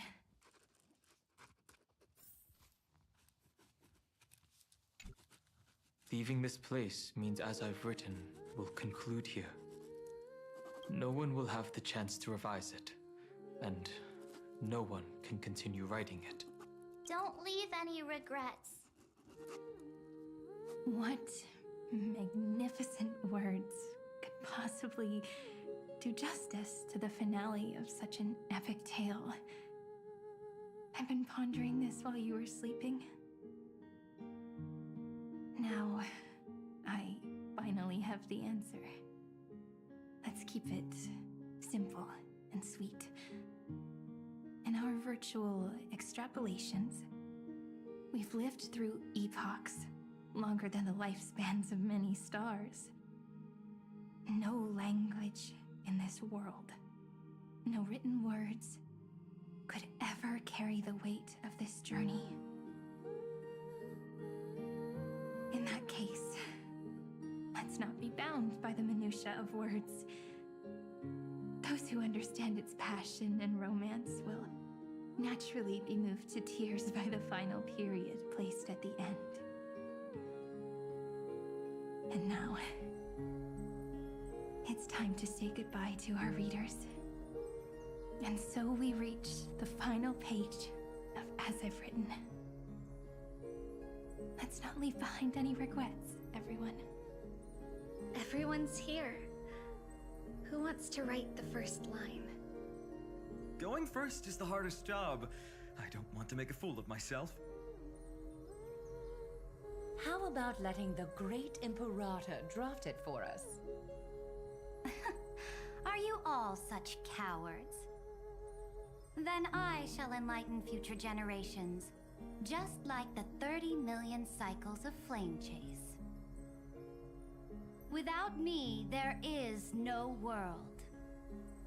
Go think, observe, and conquer. What's wrong? Everyone's gone quiet. The great Imperator set the bar way too high. How are we supposed to follow that up? Where the Emperor leads, loyal subjects must follow. I guess only the Dux Gladiorum could possibly match that kind of overwhelming presence. Me? That suits me just fine. Once the deed is done, one should leave decisively, letting posterity judge right from wrong. Until we meet again in our next conquest, my dear dukes. The stars shall sing of the Imperator's great journey. I should have shared a drink with you all, Dux Goldweaver. Loosen up, High Sealants. Life is like the ocean. Tides rise and fall, and everything eventually dissolves into the waves. So, sing your heart out in every moment of your existence. Whether it's a feast or the nihility that awaits ahead, I will find its radiance and sing its praises. May the next feast be eternal. Miss High Sealand's toast is so poetic. Does everyone have to be so poetic? In my opinion, we should leave some real words of wisdom for future generations. Next up, any volunteers? I'll do it. There's no dragging one's feet in the Kremnoan language. Does the Kremnoan language even... Haikith, don't interrupt. Kill the play, and games shall be born. Kill the strife, and glory shall descend. Not bad at all. But now I can rest easy. After all, the lines I prepared are way more profound than yours. Ha! If nothing else, you're certainly unmatched when it comes to singing your own praise. Farewell, everyone. If we meet again, I shall once more become your steadfast support. That's a promise I won't back down from. Mighty Mouse, become king. What's up, Cass? It's nothing, Lady Trebios.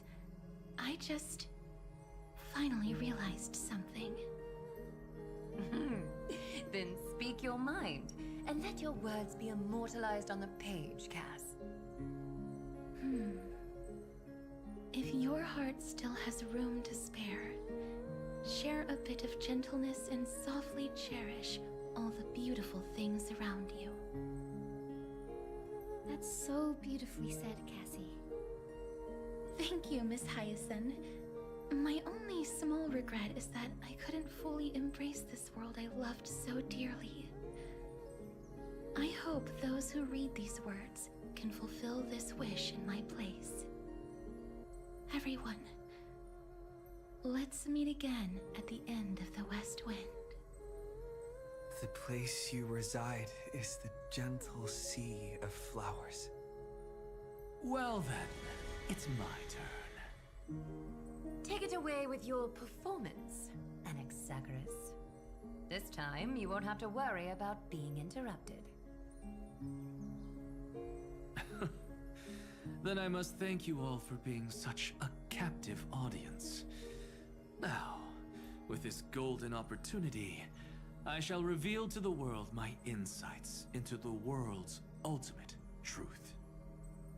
Truth is a solvent that dissolves all things in the world, and thus cannot objectively exist. I have a brilliant proof for this in mind, but since we're nearing the end of the story, I shall not elaborate. Is this your final question for future generations? No. This is an established fact, not up for debate. I call it Anaxagoras' last theorem. Oh, you. Still as profound as ever, Professor. We've got time, you know. If you don't explain it clearly, future readers might not grasp your true meaning. The true meaning isn't important. What matters is the emotion that stirs within them when they read these words. At that moment, the theorem's mission would be complete. So, your lessons are far from over. But taking a little break for now wouldn't hurt. Then... Class dismissed. The seeds you've sown are already sprouting. Would you mind if I write the next line? Huh? I actually thought you should be the one doing the final wrap-up. But We'd never turn down a request from you, Aggie. Teacher, Cyphera, thank you both. Trust and selflessness are the two most beautiful garments in the world. One to gift others, one to adorn yourself. One's golden and one's purple? Not being able to completely change your fashion sense is my only regret across 30 million cycles. After all this exhaustion, I just want to take a peaceful bath now. I'll see you all again at dawn. Thank you for your hard work all this while. Lady Aglaia just can't give up her favorite hobby, can she? So, I guess it's my turn now.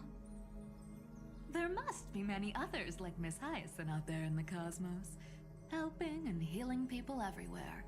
You've got to set a good example for them, right? Of course.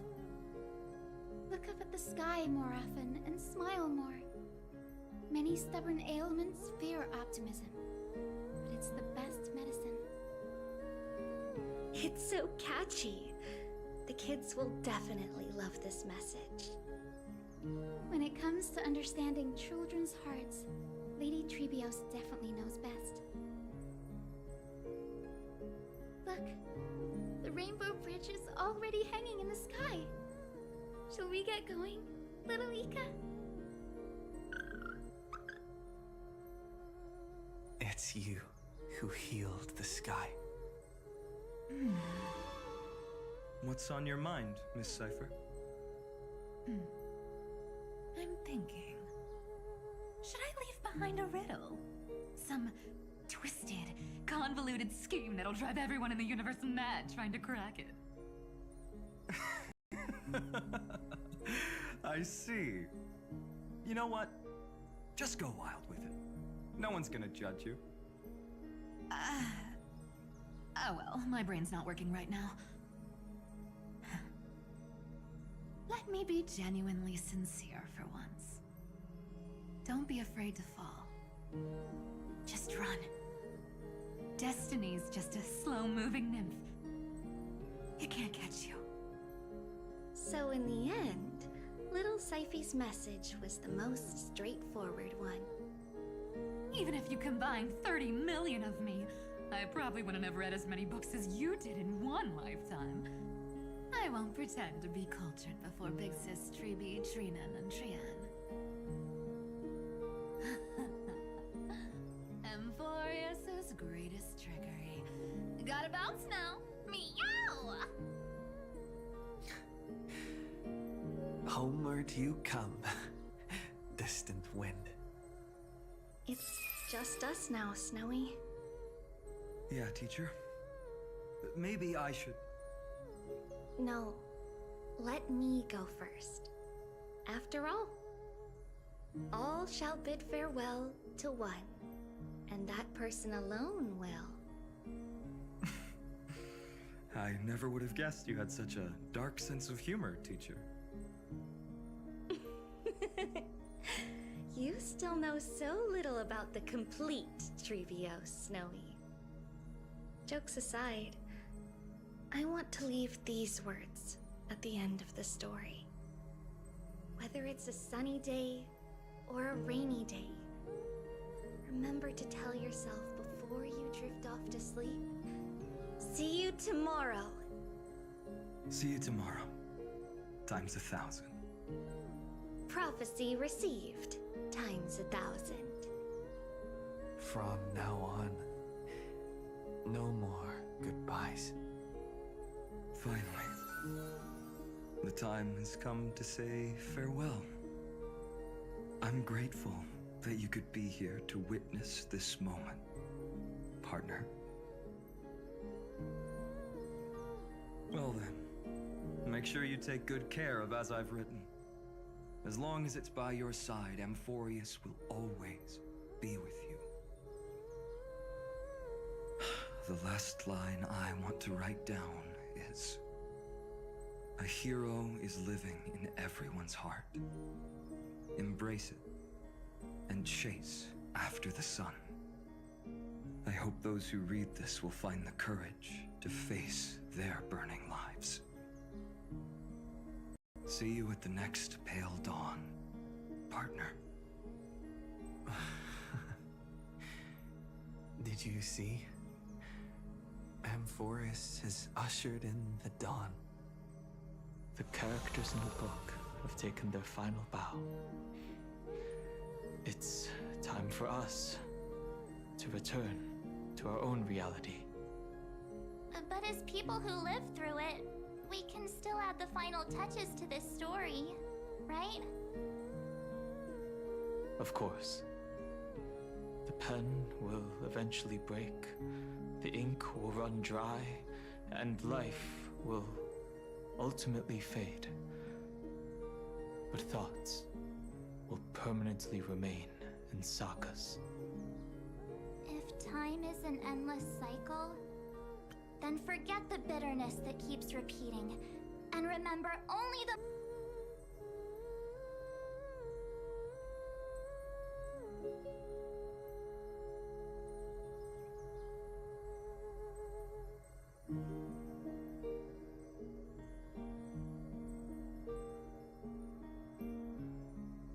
Let's walk towards tomorrow together.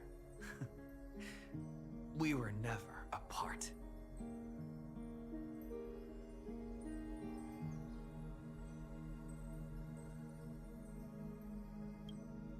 Time to head home.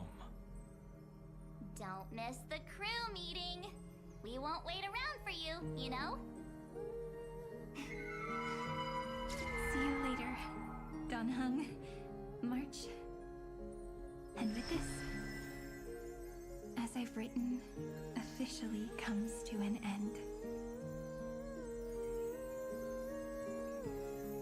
We're its co-authors, after all, friend.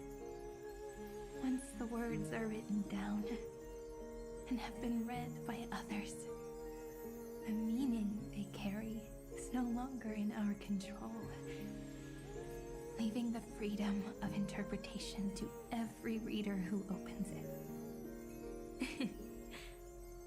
Don't you think there's something romantic about that? As for what this story means to you and me, let's keep it close to our hearts.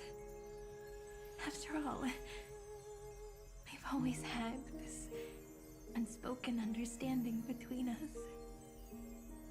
Whoa! Passenger March! Why did you suddenly wake up? You scared me so much that I dropped that book! Welcome home, you three. Thank you for your hard work on this trailblaze. We might need to reshuffle the seniority rankings of the Express crew if we count the years you spent in Amphorius.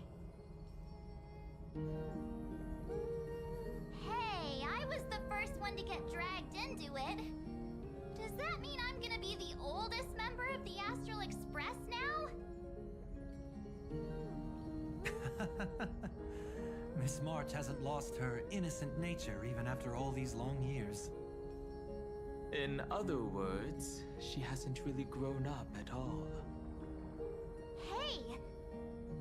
This is the first time I've been able to examine As I've Written up close. Miss Irene's handwriting is gentle, yet steely, with an underlying strength. I had no idea it was so sophisticated. Looks like I need to brush up on my knowledge in this area. Maybe start with a few basic books first, to get your feet wet. Look who's talking! As if you're not glued to your phone in your room all day. Huh? Wait, something fell out. It's... Is that...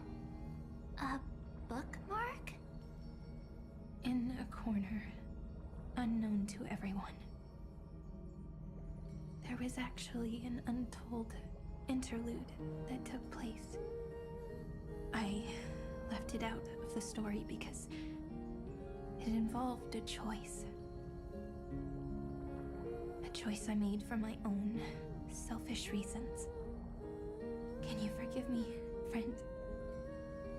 I made a decision on my own while you were away. I wrote everything about it on this little card. If you can find it in your heart to forgive me after reading it, please add this final note to the conclusion of As I've Written.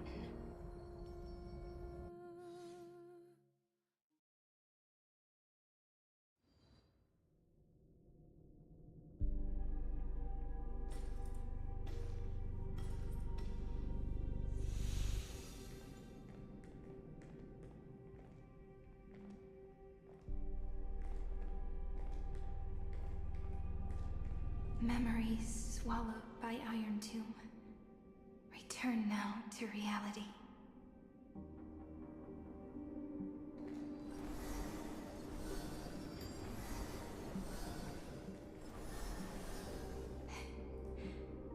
And don't lose your way. I finally found you, Cyrene. Demiurge. We won the battle. Thank you, Madame Herta. Without you, we never would have stood a chance. Still, is something weighing on you? Right before I shut my eyes, inside the droid head's brain, I saw something unsettling. The fourth instant, this turning point in cosmic destiny, anchored by the erudition.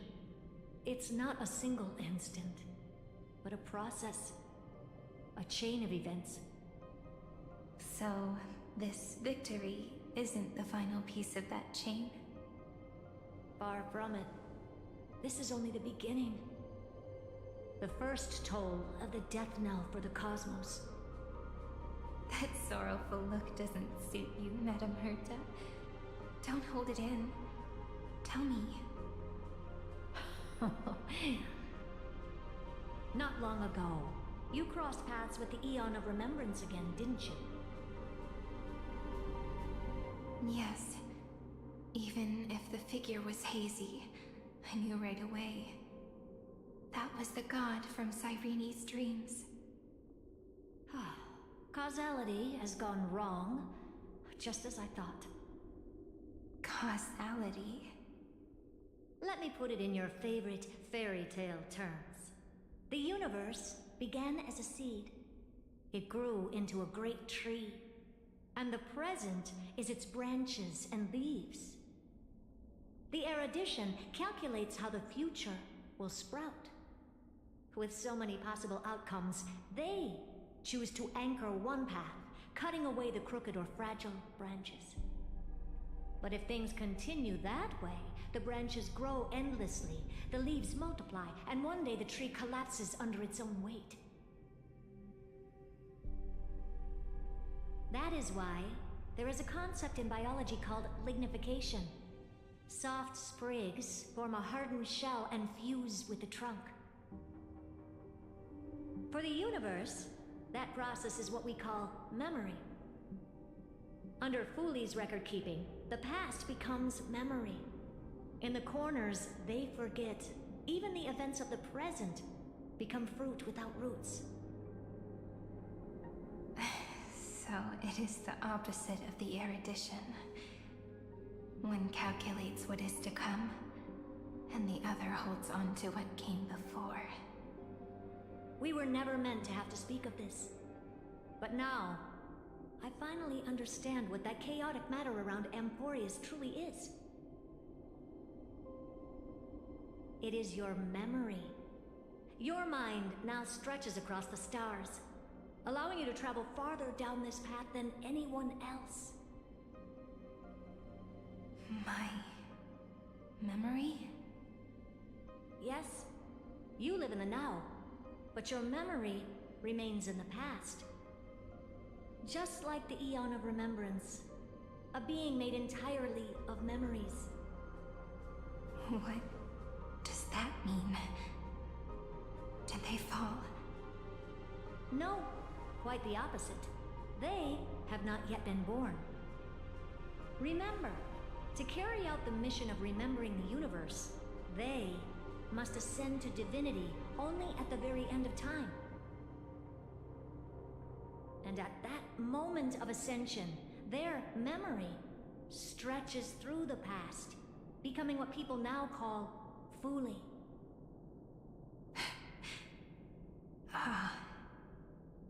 That is why they feel so distant, so cold. That crystalline form is just an empty shell. I do not know how the Garden of Recollection managed to hide this until now. They must have their reasons, but none of that matters now. Here in the present, we cannot know who will become Fuli. But one thing is certain. They will be born. And those who might become Fuli all share the same characteristics. They are known as Children of Remembrance. Pure child of Anasrava. Both of you, children of remembrance.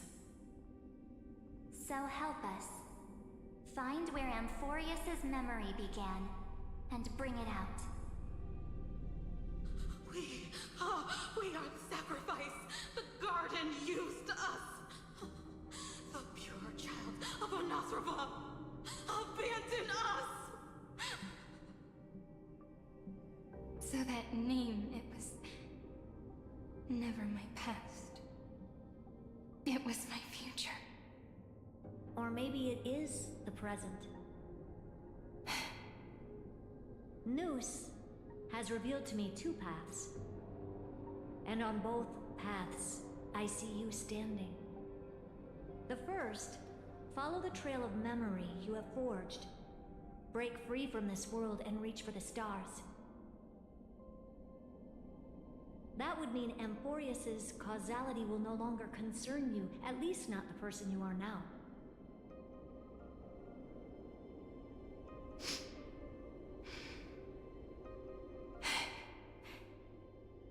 Go on. The second, you come to a stop and fade, offering yourself to become the memory that carries through Amphorius. Perhaps this is the choice every pure child of Anasrava must face. That choice means I'll remain in the past forever. And more than that, it means you will close off Amphorius's causality. This world is sealed. The effect that the remembrance brings to it will all converge on one thing. That one thing is you. No more eons will interfere with this part of history. No more blank spaces in causality. The present will be set in stone and become indestructible. There are two paths, and only one leads to the right end. Droidhead didn't tell me the answer. But I can guess what might happen if you choose wrong. With causality incomplete, there is a chance Iron Tomb could rise again. So even the gods of the cosmos are unreasonable. If you want my advice, stop thinking so much. Ask yourself what your heart truly wants. Choose the first path, and you might survive as a memo sprite. You may even walk beside them for a while. Even I can tell how much they mean to you. Especially the little one. But if you take the second one, then you may have already lost the chance to say goodbye.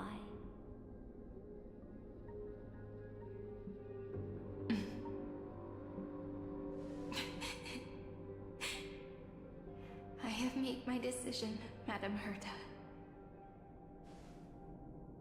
I thought you would need more time to think it through.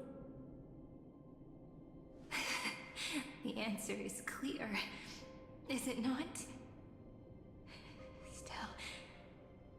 do need a little time to quiet the sorrow in my heart.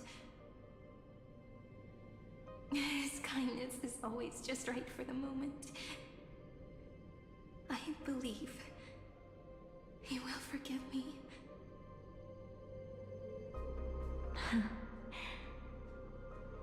I will say no more. I would rather not break the mood. But may I ask you one last thing? Of course. Why?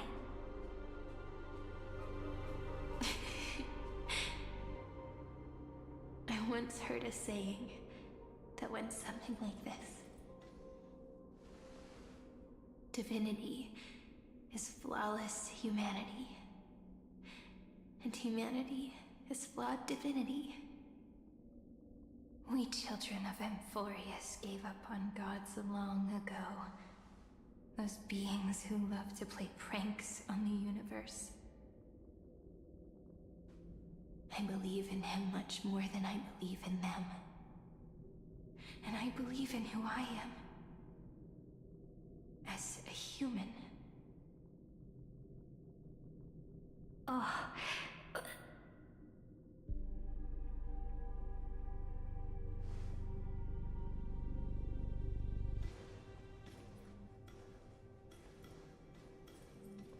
That really is a comforting answer.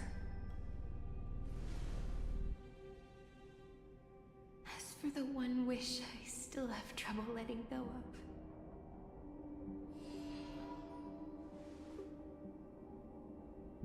One will remain in the past. One will walk toward the future. I believe that the one I cared for most will witness on behalf of the ripples of past reverie. Every starlit tomorrow.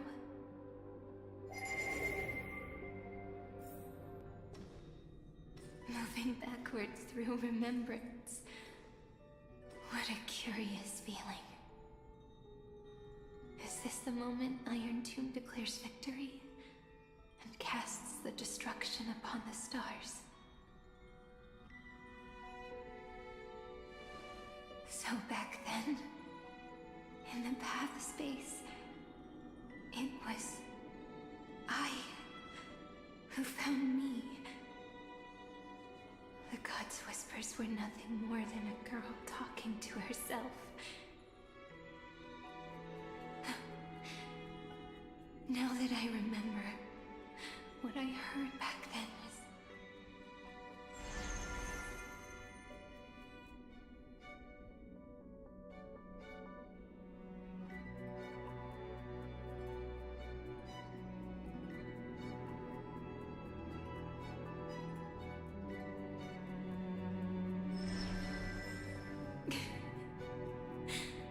All I wanted to say was, don't give up.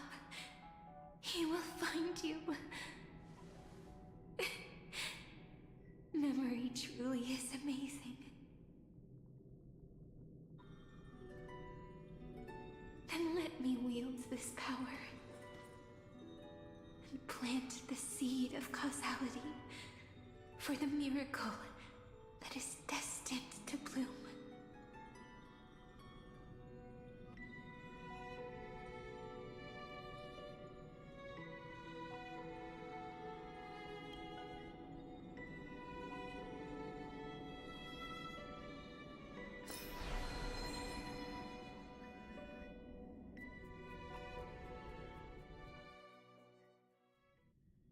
Even so, must we walk all the way to the very beginning of memory? It's such a long road. A bit lonely to walk alone. Then, would it be alright if I came with you? As long as it's Peach. Even 30 million wouldn't be too many. One is enough. Take a deep breath, and then we can set off, alright? follow the ripples of remembrance into the past. Reconnect every moment in which the gods made themselves known. Clearly, cause leads to effect. But now, the future gives new meaning to the past. Effect flows backward and nourishes cause. Maybe that is what makes memory so beautiful.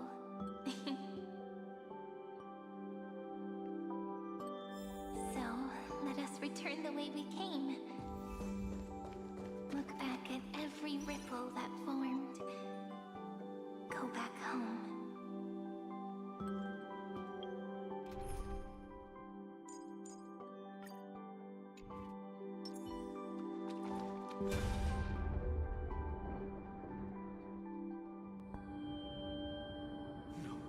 No. How is this possible? Breathe! Breathe! Partner!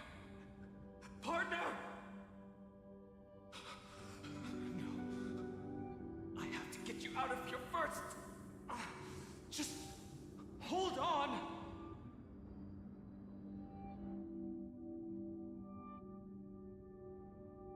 Remember? That pale dawn breaking through the endless night? The spear of strife nearly claimed his life. And it was you. You playing God, who cradled his body with your gentle gaze. Then, before Orynyx's altar,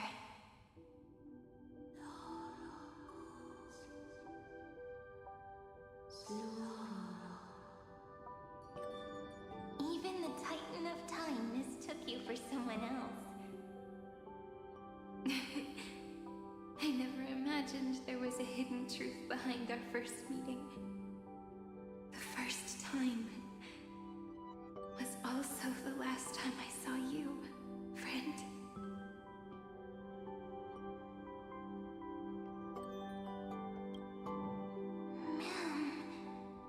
Ma'am.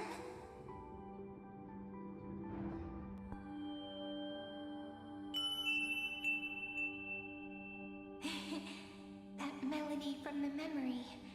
I've got it now. And so, the miracle was able to slip away from death temporarily. I'll leave him to the casteress of the past. She will keep him here, in the world of the living.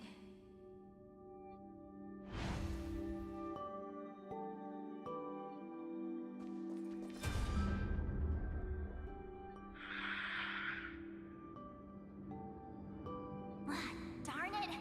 What are these things? You're not taking me down. Not before I find a way to help him and Don Hung. If you've got a bone to pick, take it up with my six-phased ice. March wandered all across Amphorius for 97 days straight, chasing one goal: to save her friends. And with her bow and arrows, she brought down every obstacle that stood in her way. So that's how it happened. My skill with the bow. I owe it all to March.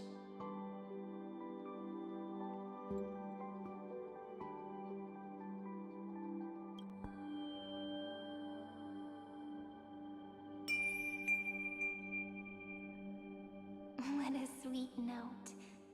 I've got it now. And so, in a memory from the past, you inherited March's mastery of the bow. And that arrow bearing golden flames will streak across the stars in the future, becoming a glimmer of hope for the cosmos.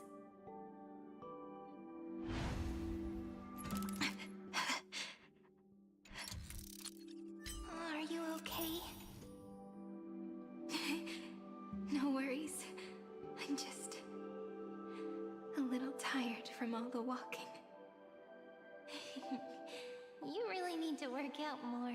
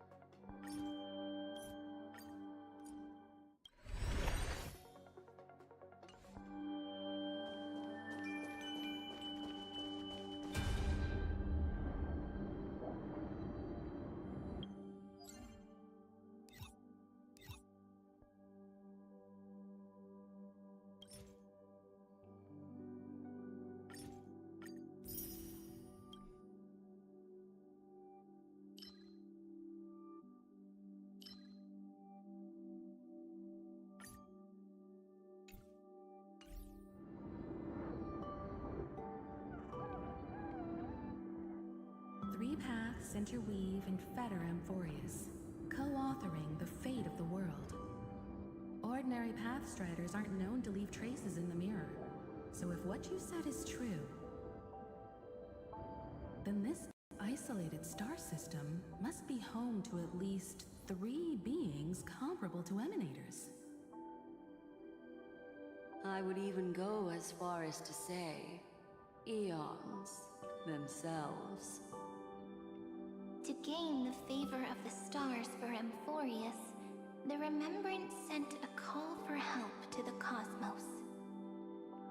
But the obstruction from the scepter was far too strong.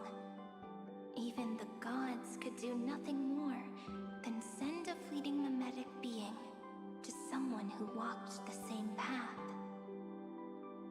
Thankfully, Miss Black Swan caught that fleeting moment.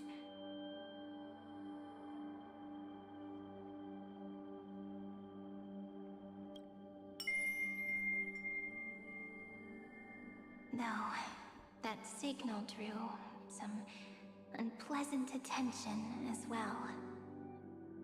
Looking back now, it was all worth it. The cosmos showed us a kinder face. Thankfully, she has a different understanding of the Remembrance. Miss Evernight once said that the Remembrance wasn't looking after Amphorius, but rather scheming and preparing to devour the paths. Her deduction was perfectly logical, but she failed to account for what the humans in this story could achieve. Maybe I have a scheme of my own.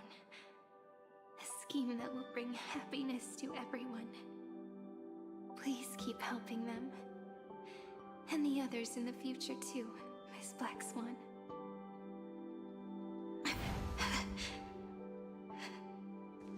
Looking back on the past really does wear down the mind.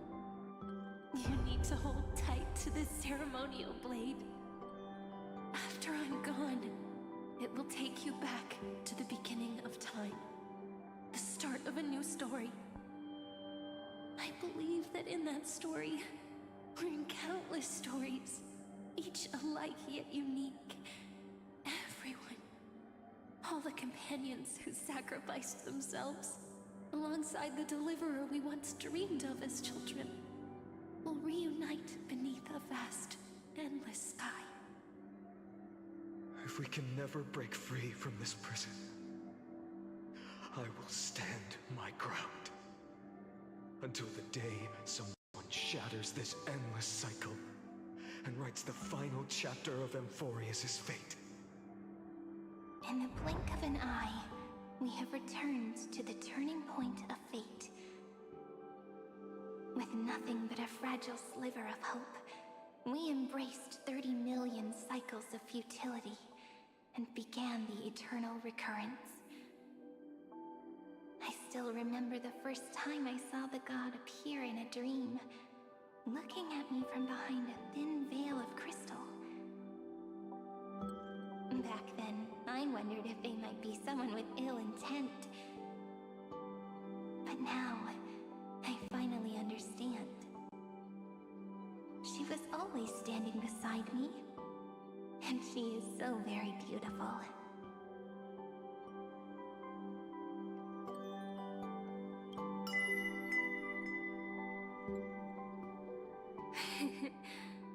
Causality really is a force that cannot be stopped.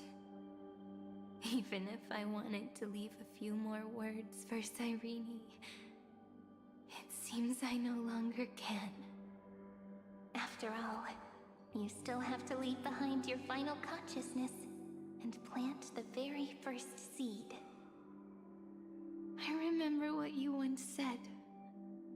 When a god sheds a tear, the thing reflected in the ripples must be the most beautiful thing in the world. But do you know what Amphorius saw when its heart was born? The first thing it saw was a name.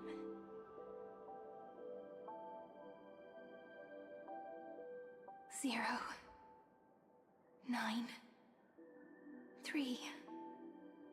Looks like you figured it out. Sometimes, all it takes is a change in perspective to reveal something truly unexpected. Don't you agree? That's right. Turn these numbers upside down, and you'll see a beautiful eternity. Something we believe in. The ego.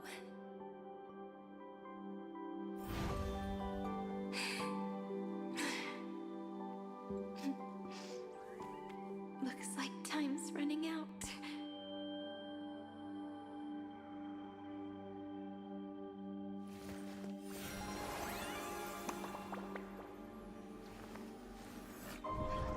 This story deserves a perfect ending. Don't you think?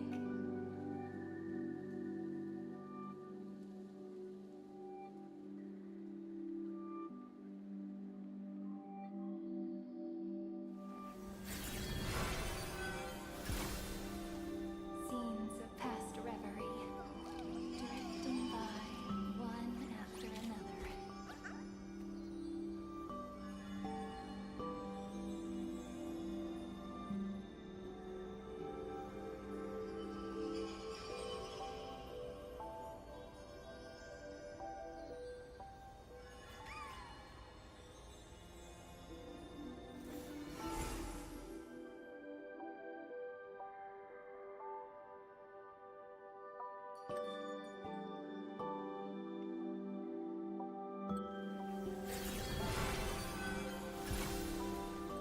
Time flows on, but memories will never fade into oblivion.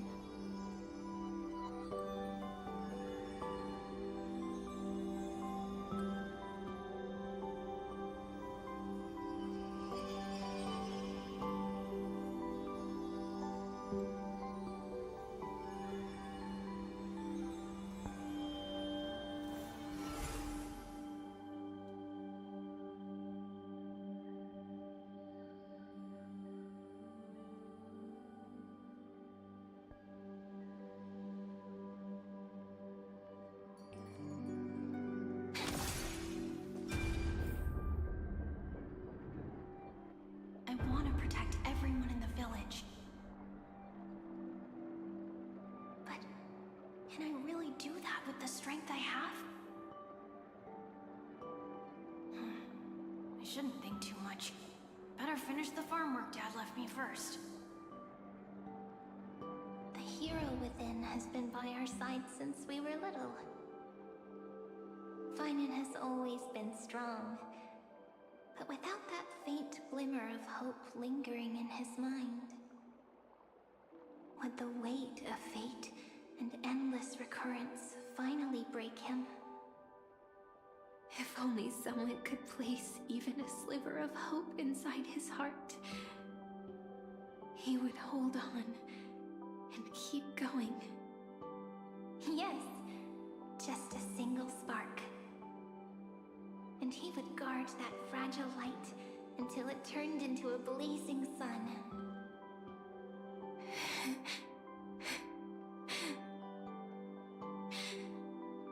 I no longer have the strength to make the hero within look like for him.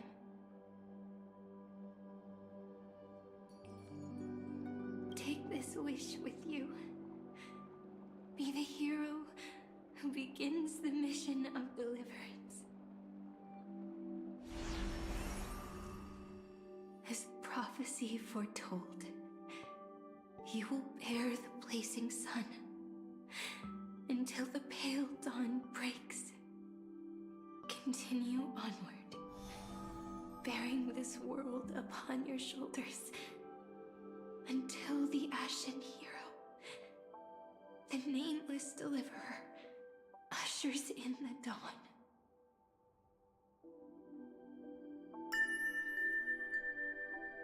Now, your eyes have seen through all of Amphorius, from the end back to the beginning.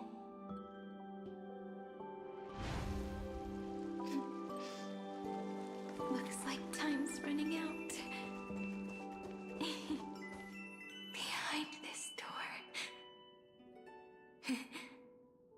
I can smell it. The scent of wheat fields. You're clever. I bet you figured it out long ago, didn't you? The end of this journey back. The final gap in Amphorius. It leads to the place we both call home. I can finally go home. Are you ready? If you leave memory at the very beginning of the story and cast the first stone, that final gap in Amphorius will close. The causal loop of Amphorius will become a fixed point in the stars. And if I don't do that, then this world and the cosmos beyond the sky might still fall into the destruction.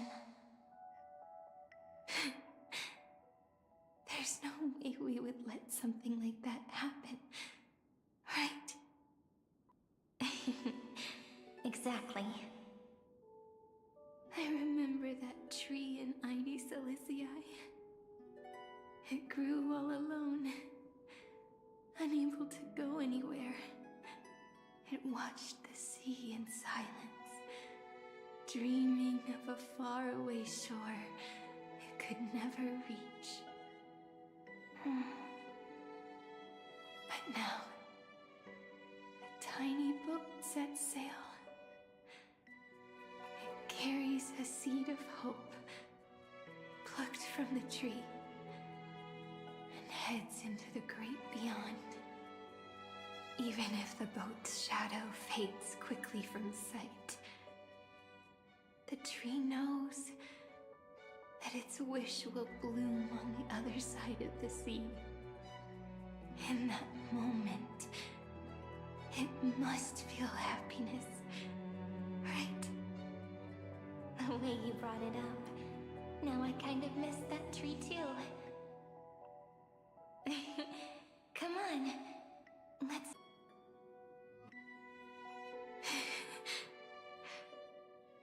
Let's go home. Together.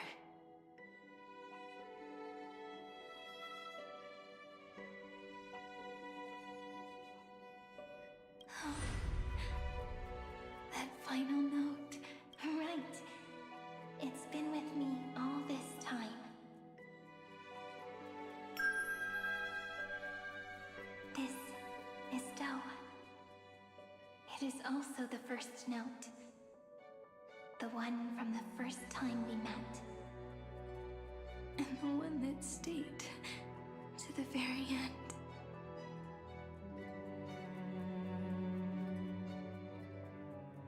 Mighty Silicii. The place where it all began. It's like time itself has stopped. And the breeze and the sound of the waves never seem to rest. We've made it. The Sacrament Courtyard. This is the place where we first picked up the ceremonial blade. And where we first began writing journals.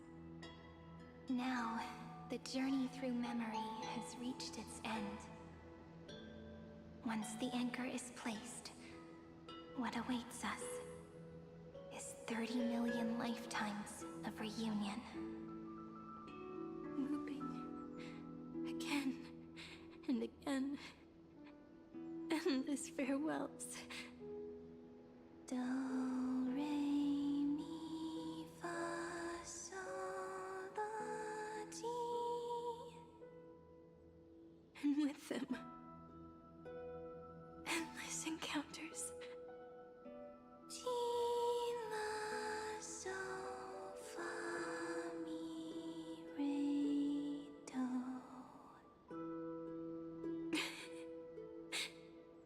Such a happy scale. Whether it's for Cyrene, the Deliverer, or every sprouting branch of Emphorius, I leave this tale of love here. May the river of time flow backward, bringing scenes of the future before our gaze. In the eternal land that no one remembers. The legend of the Trail Place is about to begin.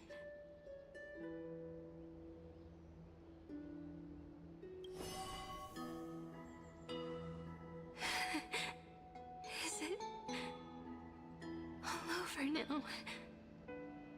My mind and my memories. It seems they're beginning to fade. The breeze is warm. But my body is shivering for some reason. If you're feeling cold, let's find somewhere warm. We can rest there, together.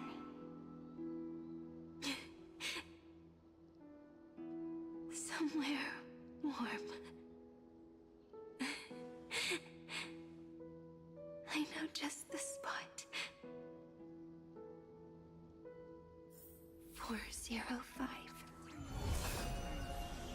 504 093 Treehouse. Seridra. March 7th. Dunham. Electra. Hyacinthia. Caslana. Anaxagoras. Aglaya. Midemos. Castoris. Cyphera.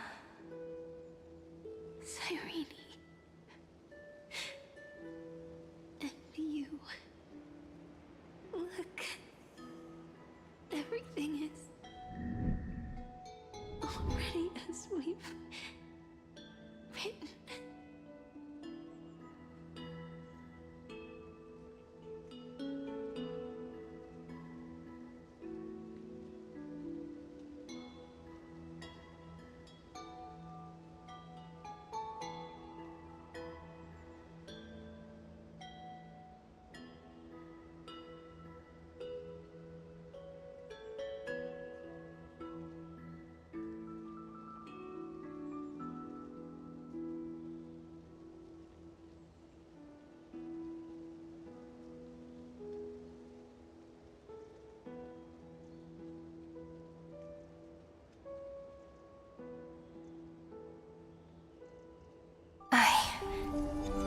gaze that looks back on the world. How fortunate we are. In this cycle of cause and effect, humanity never looks to the gods for guidance. The ones who pick up the pen and write miracles again and again are always ourselves.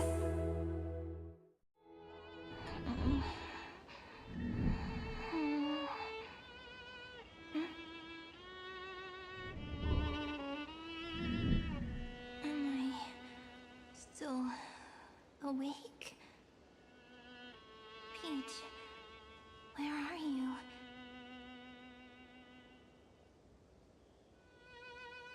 Are you still here?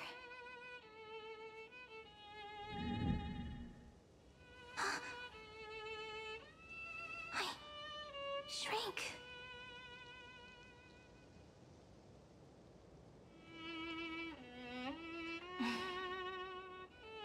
So that's how it works. When memory drifts away with the breeze, love leaves behind a seed and turns into lament. Demiurge, Cyrene, Mem. Back again to the first Philia 093. I always do have my charm. The final ripple nourished the great tree, and from it grew a single pink peach. We've been playing for so long, and you still haven't told me your name! I've told you so many times already. You're just forgetful. My name is Livia. Livia. If you forget again, I won't tell you next time. Livia. Got it. Then you have to remember mine, too. I'm... Piso. I always remember.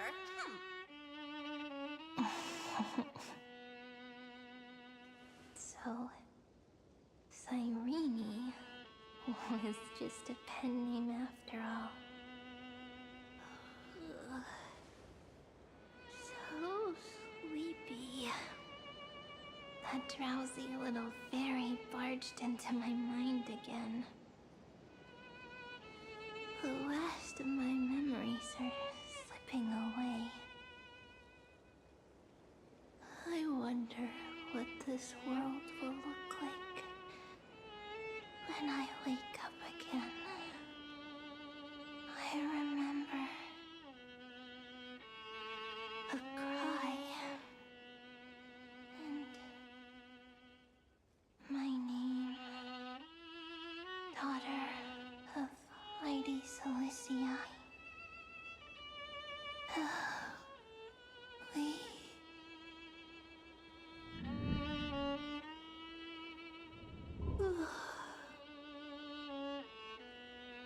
Shh. Never mind. The same seed, when planted in different soils, blooms into flowers that are alike, yet never the same. But what truly makes her beautiful is each and every soul in the world. No matter what form liking takes, it is still precious love, and I will accept it.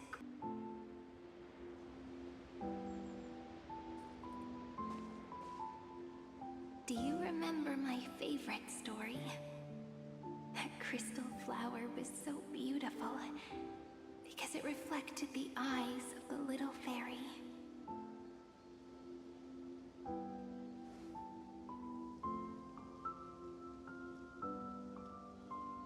The stars across the cosmos will know.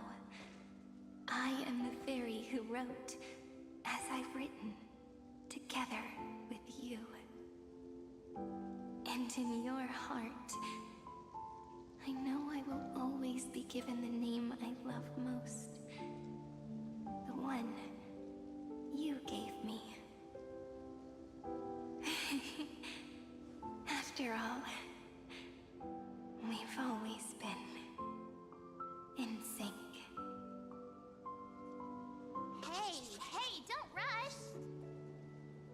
Slow down. Let the words settle. We have plenty of time. In Amphorius's month of mourning, all conflicts across the land come to rest. On the 11th day and night of the month of mourning, the dead will part. The living will embrace, the snow will fall, and bonfires will rise to warm every heart aching with lament. It may sound heavy, right? But on this day, laughter always rises louder than tears. Because people understand that parting is for the next reunion, and sorrow is so we may love more deeply. That is why this day is her favorite of the year. Under the same sky, across 8 phases of the moon, 13 heroes composed an epic together. 1 plus 8 plus 13 equals 2 11s. Would it feel more fitting if the rest were... 13 heroes will take every core flame ignited across 30 million lifetimes and scatter them among the stars. Later, when the people who know this story gaze upon the cosmos, they will discover that the countless stars in the sky now glow pink. And after 13 seconds, that radiant light will quietly fade away. It will be such a romantic, yet puzzling sight. But that's all right. They will keep that mystery close to their hearts, constantly pondering what the ego truly is. They will love. They will get hurt. They will rage. And in 30 million moments of helplessness, they will stitch their shattered hearts back together. Again and again. But remember this well. Losses are a constant on the flame chase journey. There may be pain along the way, but you and I will never be alone. They will come to understand what it means to lose, and in the end, they will choose to let go. They will offer their hearts to this world, to every companion they walk beside. And they will take in the hearts of others and pass them onward.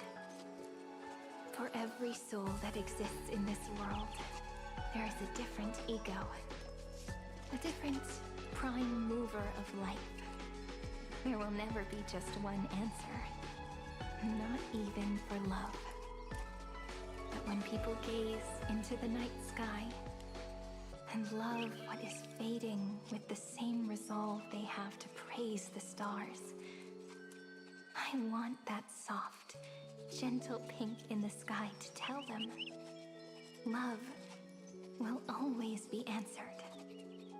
This is a story about love, and a story about how to answer it. Whether it is one we have already written, or one you are yet to write, it will be a romantic story, like none that has come before. You think, right? And the romantic story deserves an ending that is free and complete.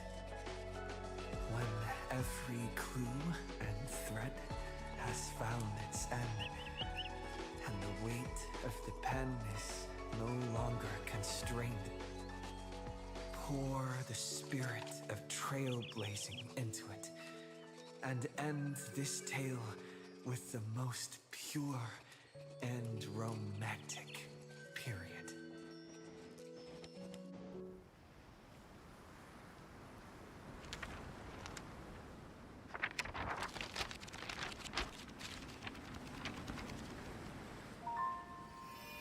Light.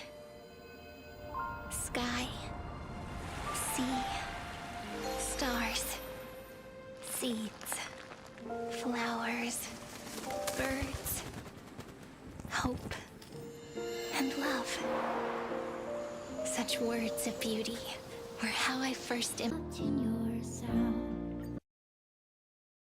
In your sound.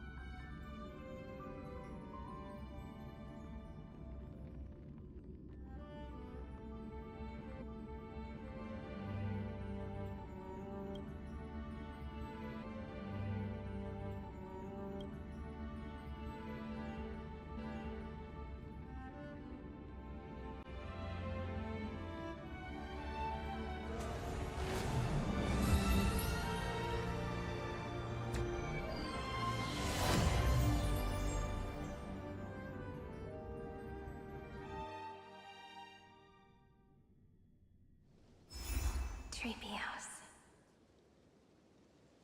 Electron. Aglaya. Cyrene. Look, everything is already as we've written. I am the gaze.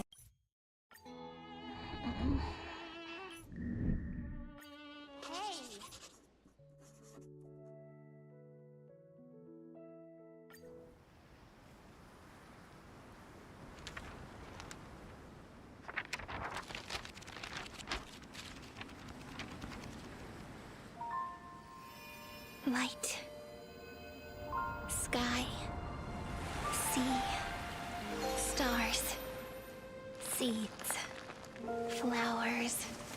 Birds. Hope. And love. Such words of beauty were how I first imagined the world. For as long as I can remember, I've used them to tell the stories of Amphorius. And now, this is the last one.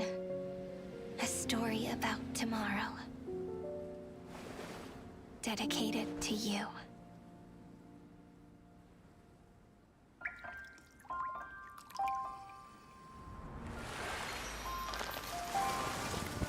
Once upon a time, morning glow, scattered light, shone on you and I.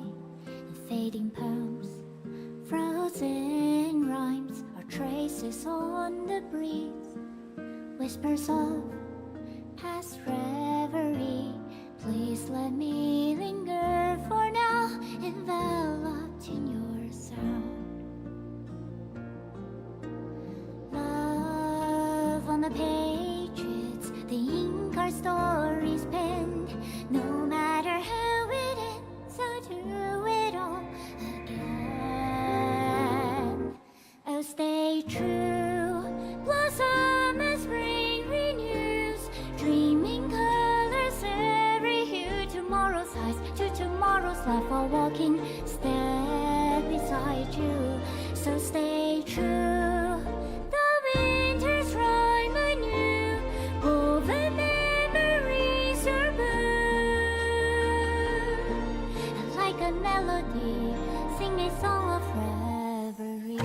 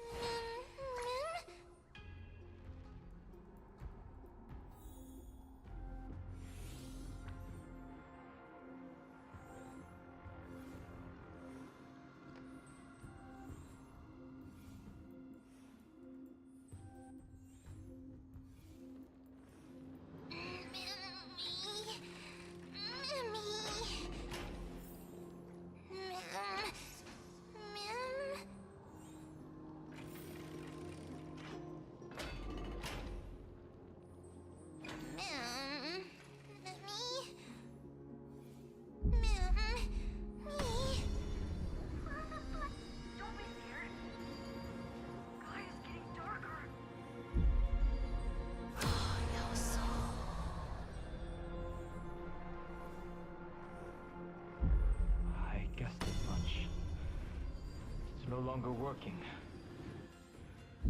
Now it's just the two of us.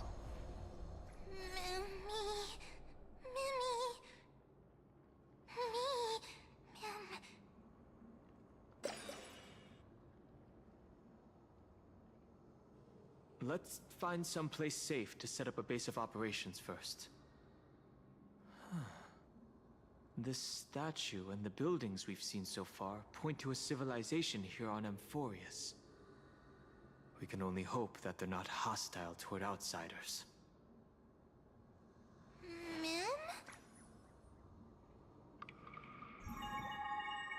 I've reunited with you so many times, and every time feels like the first time we met. Each time, love breaks through the stubborn cycles and takes flight toward a pink tomorrow.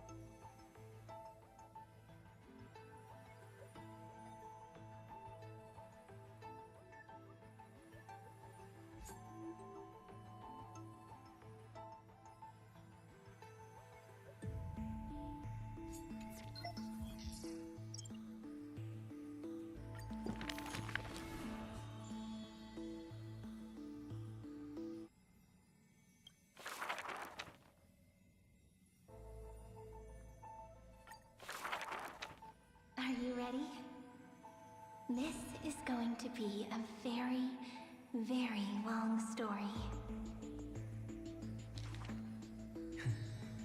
You are a tiny seed. In the boundless dark, your face is sculpted again and again. A smile, a faltering word, or a tear. A lingering sigh. But when a ray of light breaks through, the Stellaron unravels your fate. Since that moment, you were meant to be a soul, yet you are hollow. You were meant to be the answer, yet you know nothing.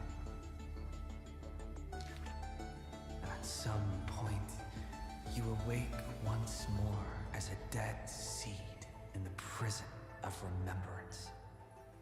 This is a tomb crafted by the body to trap the soul. You will neither wither nor hold a future anymore. Heart of Amphorius, Demiurge. Who's calling you? Is that your name? Hi, miss me yet? Before being dragged back into the sinful loop by tongues of fire, she left you a story. The singing fairy guides the kind traveler to the Remembrance Maze. Soft and full of color, a peaceful, beautiful place to return to. In the ice cave of memory, only stories hold warmth. They slowly transform from symbols and numbers into things you are familiar with, yet have never seen. Rainbows, clouds, and flames dance through the story. Swallows, butterflies, and kittens grace its pages. You find yourself wanting to hear more from her. A thought that's never crossed your mind until now. And so, you begin to take root. Slowly, quietly, you bloom. Memory's flowers blossom within the cage, casting light upon the cold night, unveiling gardens, fountains, and quiet promenades. You come to understand more, new thoughts, deeper feelings. Your palms grow soft with fur, and you reach gently for her fingertips. Each meeting carries thousands of years of longing. You see the exhaustion in her quiet steps through the years, and breathe in the sorrow she hides within her tales. At the final meeting, she entrusts you with her name, Cyrene. The ripples of past reverie carry romantic poems back through time.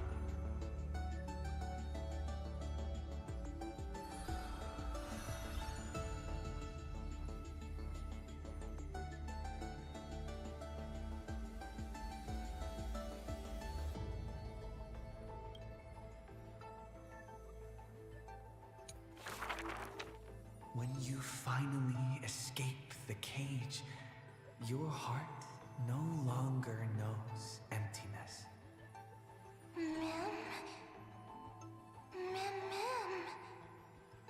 As the memory's flower withers, it bears a fruit shaped like a heart.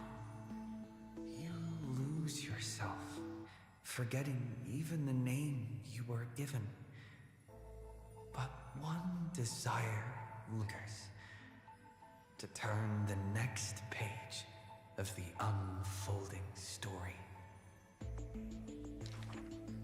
The Remembrance's messenger takes your hand through blooming gardens and hushed galleries to where the stars unfold above.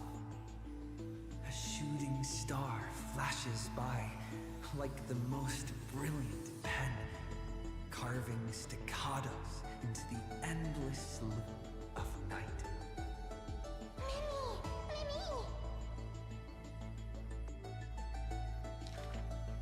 The story unfolds beneath the dome. The future lies where the stars fall. They cast their gaze into the coffin of memory. This is the moment you first meet your companion. Mim?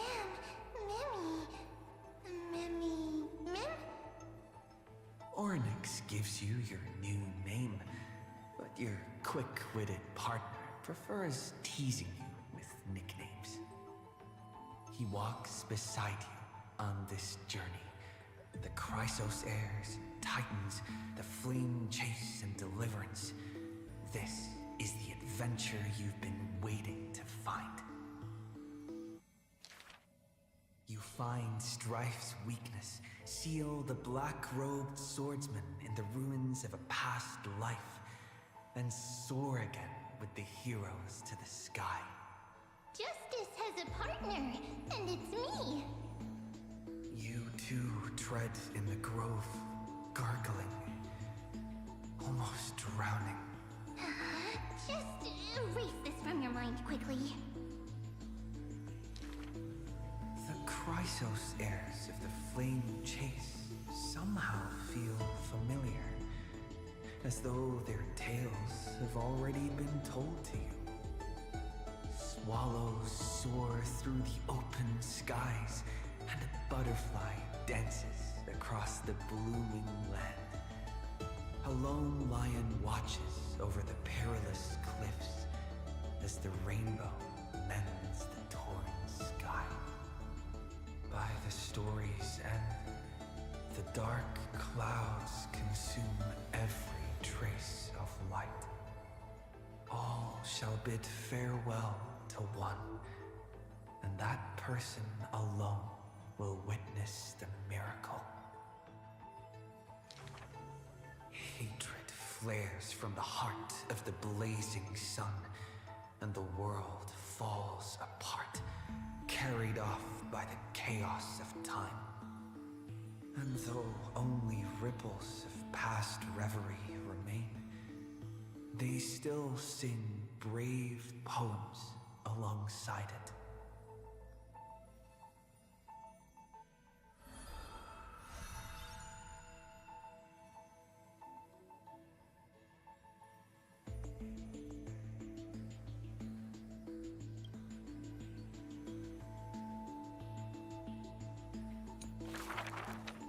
May the days ahead embrace you like the softest fluff. Here lies Ides Elysiae, Cyrene's most beloved sanctuary. Forever warm, forever gentle, the place where the story begins again. Turn the clock once more. The ink rewinds, and the sun rekindles its flame. At the zenith of the world, enter a grand feast for all. People gather under the banner of the Flame Chase and drink their fill. You are finally able to take on the persona of a human being, reconnecting with those old friends, entering them into As I've Written.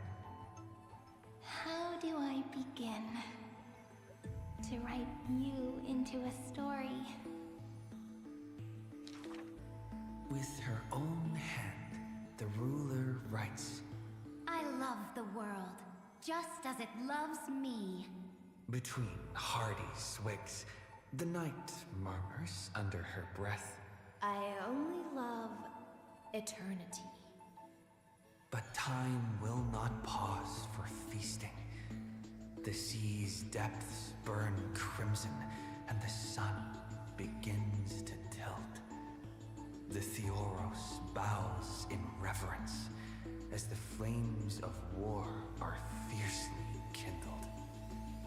You inscribe beauty on the Weaver's gravestone, recording how a child's laughter warms the final goodbye. The shore on the other side will watch over the next life. With a hopeful heart, the maiden walks into the chill of the dark, awaiting an embrace. Scars will give way to peace. The warrior ascends the altar, speaking softly under his breath. The cat is not fond of warmth, and quietly slips away from your intrusions.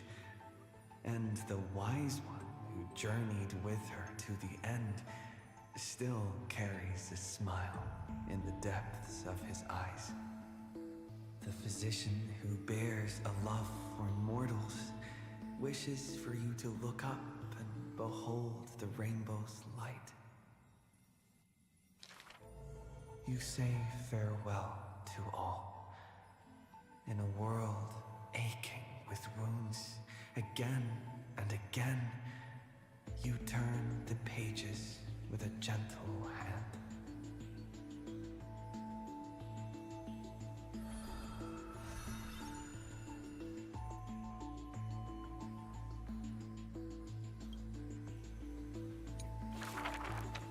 Amidst ruins, wilderness, and ash, the projection of the Intellitron reaches out in greeting. Philia 093, the electrical signal originally belonging to love. Now that silence has fallen, why not look at yourself beneath the starlit sky?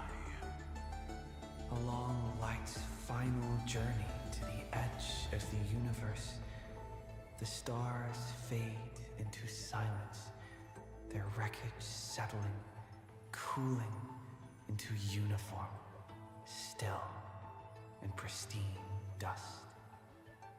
Love answers to many names. Variables, interference, symmetry broken, the original flaw. Love and destruction are two sides of the same force. But the stars reflected in your eyes quietly speak a different truth. You waited until the ice flow stirred the slumber of time, until the azure dragon coiled along the edges of the earth, and the hero of deliverance returned once more. As the golden waves of wheat in the homeland, the child who was denied the light of dawn can finally lay down the watch that melted his heart. Beyond the blazing sun lurks the black tide of infinite hate. It brings rational arithmetic to an end and snuffs out the flickering flames of civilization across the starry sea.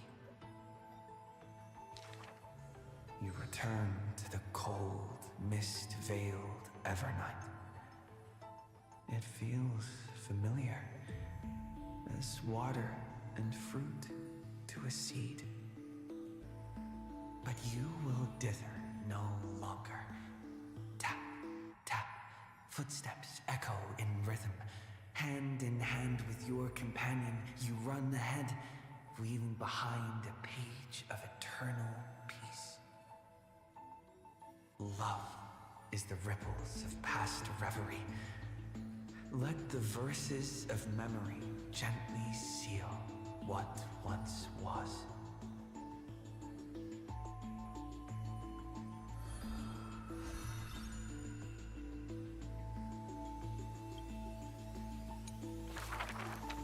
Thank you for all you've done, friend. Now, leave the rest to me. On the fragrant shores of the west wind, where flowers bloom, I picked one without thought, and turned to glance behind me. Let me uncover the missing chapters in this long chronicle of Amphorius. I see you, Amphorius. You are so beautiful, like a tragic tale that stands apart from the rest. I wish for you to be illuminated by the mirror of memories, so that the cosmos can see this ray of light and bring a pause to the endless loops. I see you, friend. Do you remember this corridor of memory? It is where we first met. I wish to gift you a magic pen, to strike the notes of fate, and to guard you as you wander this world. I see you, Cyrene, concerned about the truth Lygus unveiled. I trust you to face it with courage, and make the right choice. I long to entrust you with all that remains of my strength. Use it to journey back through time and share in the Flame Chase journey. I'm so tired. I can barely keep my eyes open. It would be great to find a place where I can lie down and sleep until tomorrow. By the way, Cyrene, I remember you once spoke of a place soft and full of color. A peaceful, beautiful place that felt like home. But where is it? So this is the place.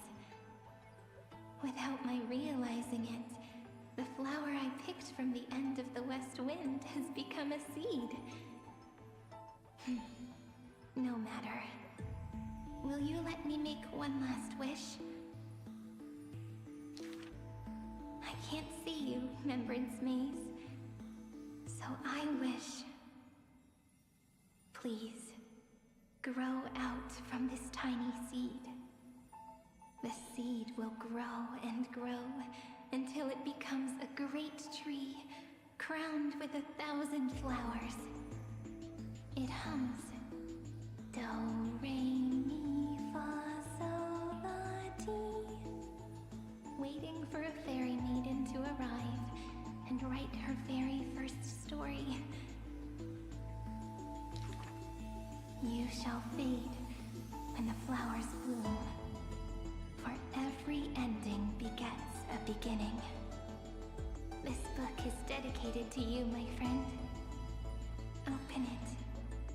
I'll be waiting for you in the past. When the time comes, whisper my name and all that she has ever meant. Cyrene, ripples of past reverie. I hold you in your heart with love.